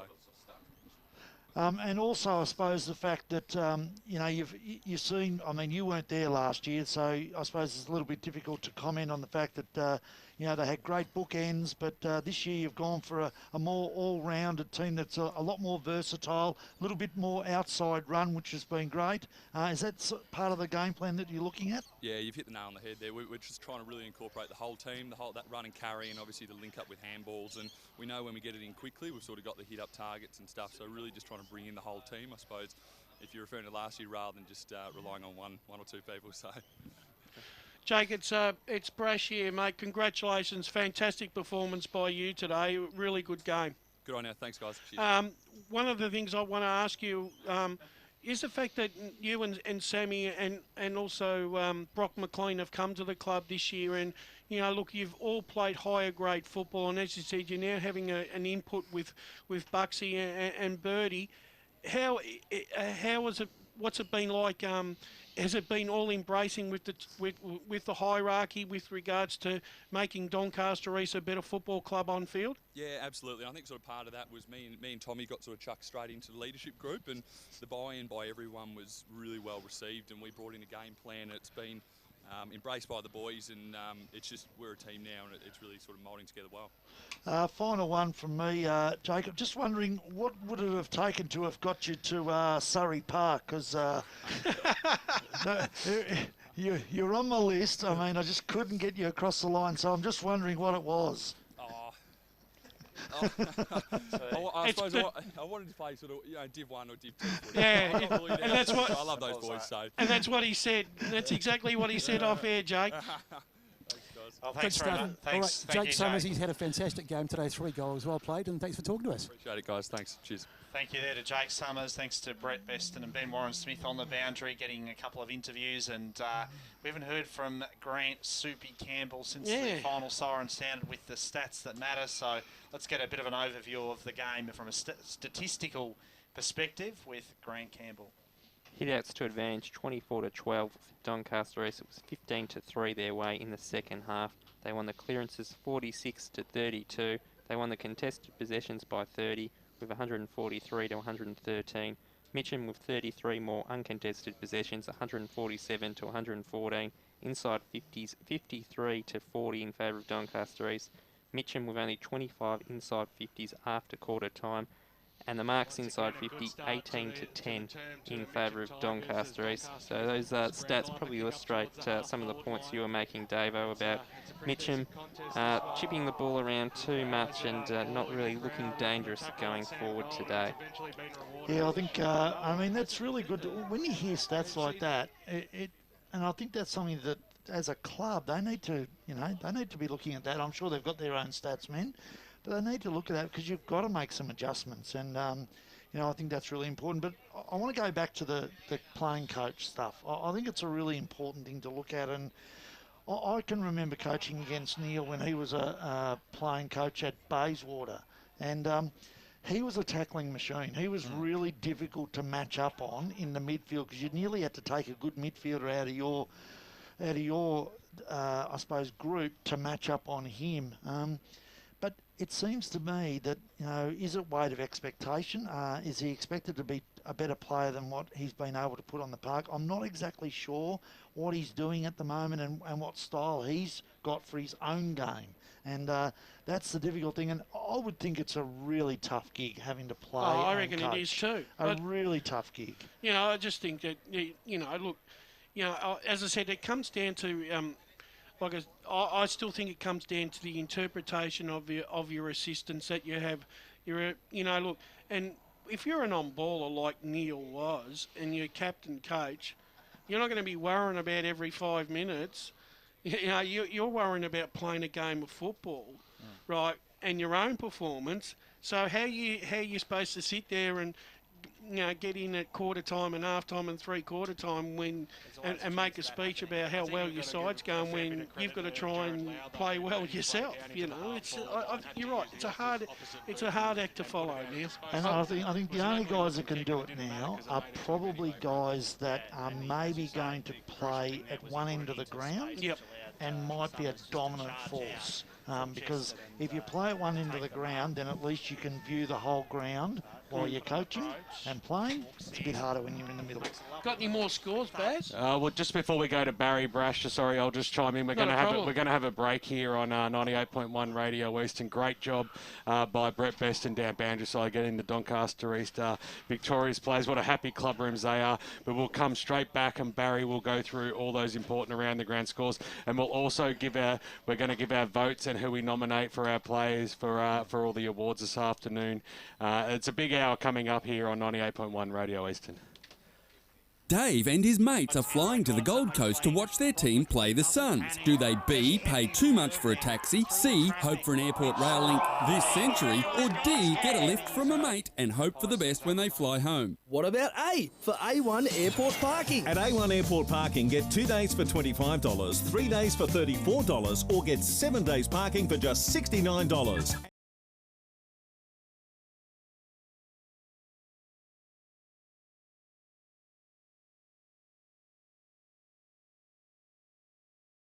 .com.au. Program sponsor. A new time and a new team, driving you home in 2016. Join a brand new lineup for The Huddle as the gang take a light-hearted look at the Eastern Football League every Friday night. More importantly, the team will reveal the ins and outs for this week's round of matches. The Huddle, 4:30 to 6:30 every Friday evening as you love it local.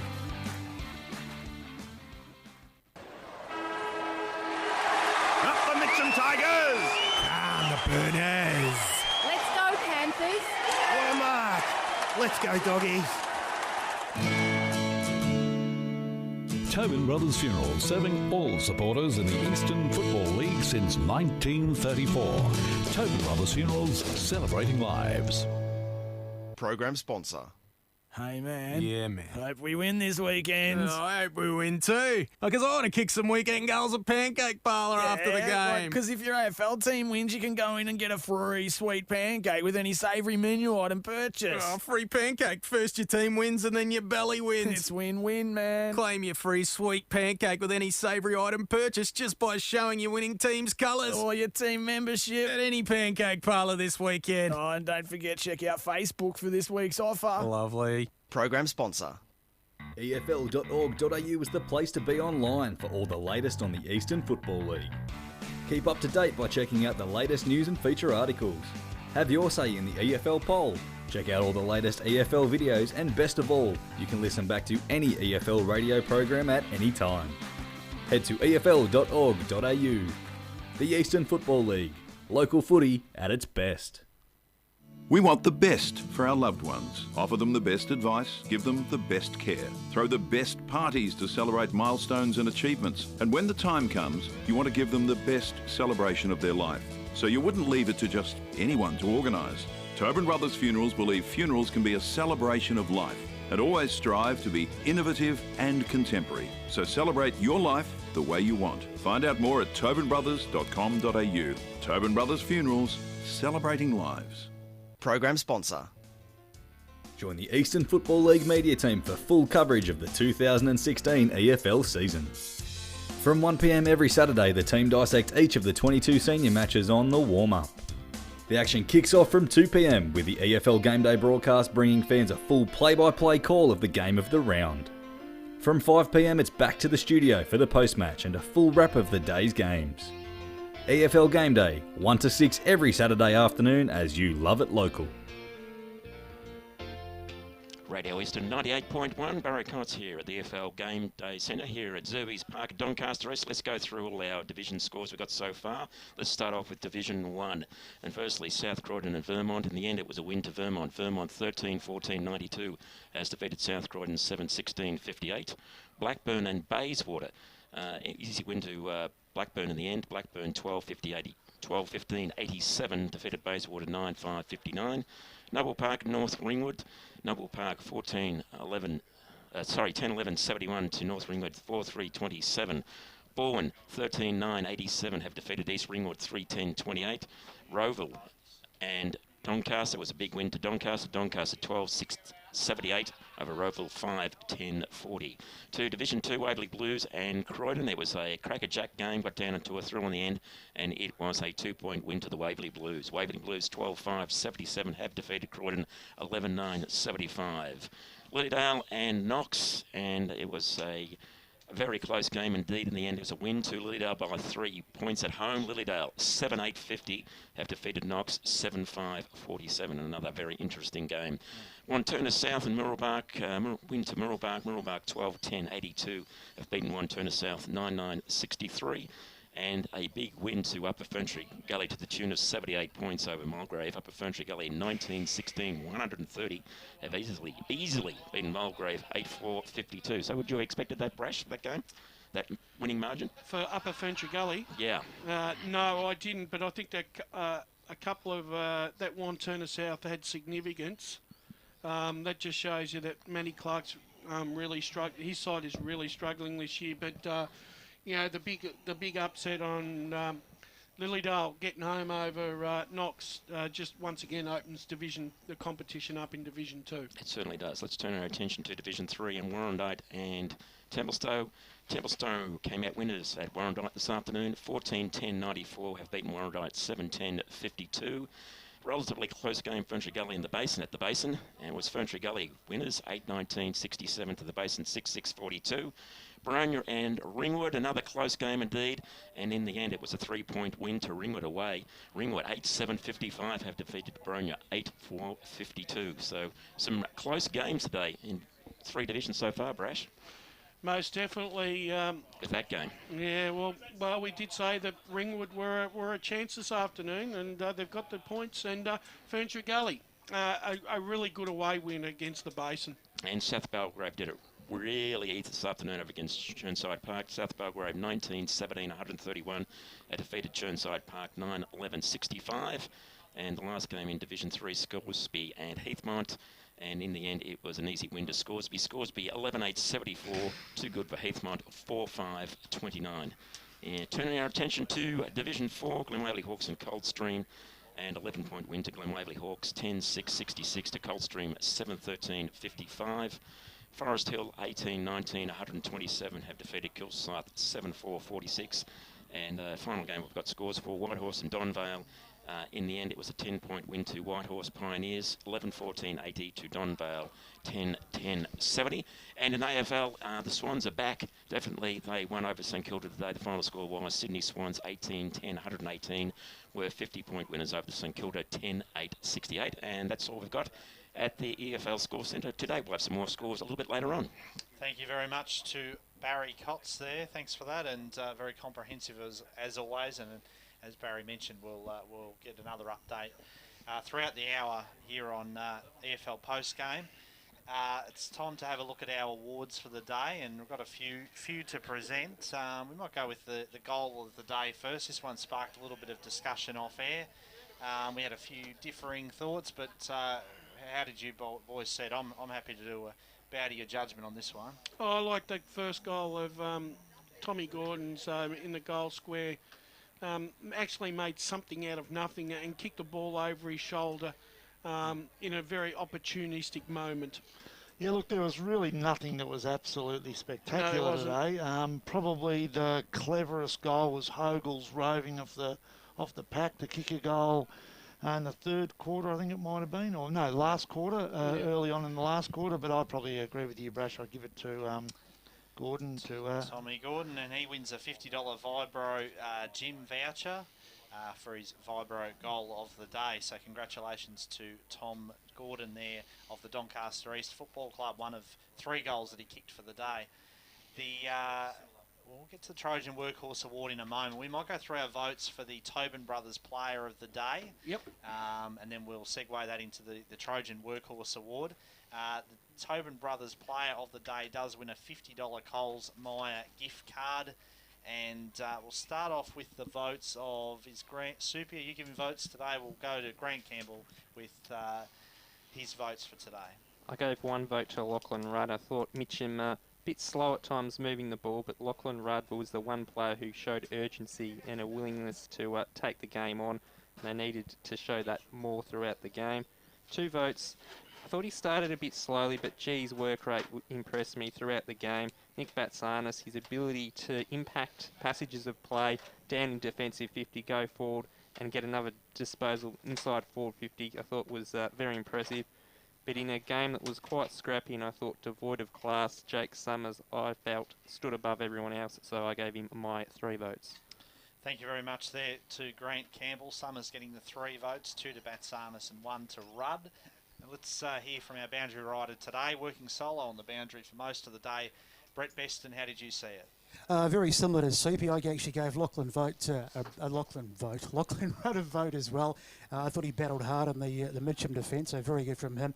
Jack Shalakis I thought was extremely good for Doncaster East. I gave him 2 votes, and I concur as well. Jake Summers for me gets the 3 votes with his 3 goals. Brett Davidson, you're as a former coach, always get slightly different perspective. Sometimes you see you see things a little differently from us, or from me anyway, as someone who's we know what a coach likes about certain players and doesn't like about other players. But how did you see it today?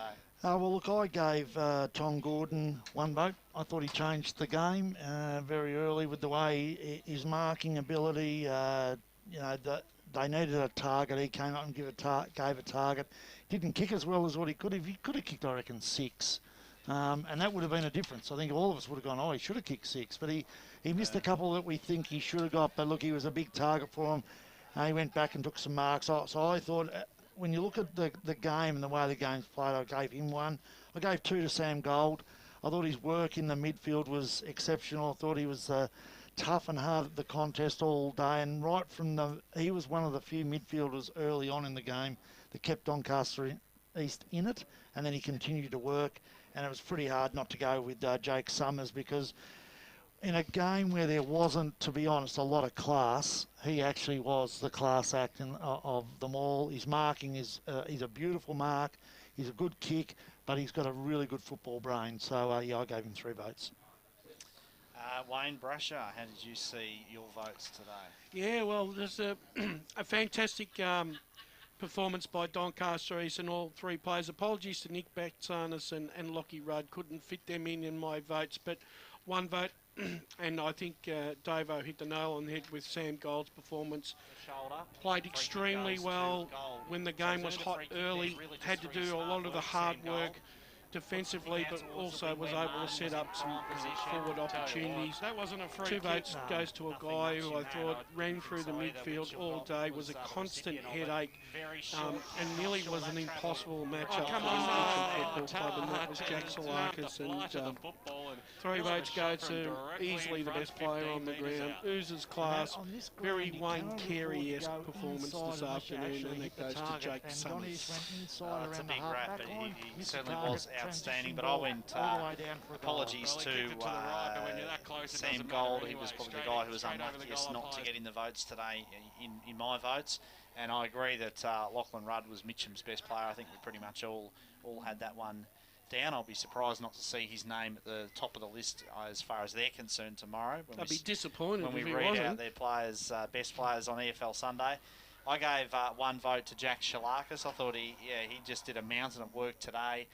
He was lively, kicked a couple of goals. I think he got 2. 2 for the day. Set up a couple as well, and he was just a terrific 4-quarter performer. I gave 2 votes. No one else has given him any votes, which surprises me a little, but I gave 2 votes to Matty Viano. I thought he was some of his kicking.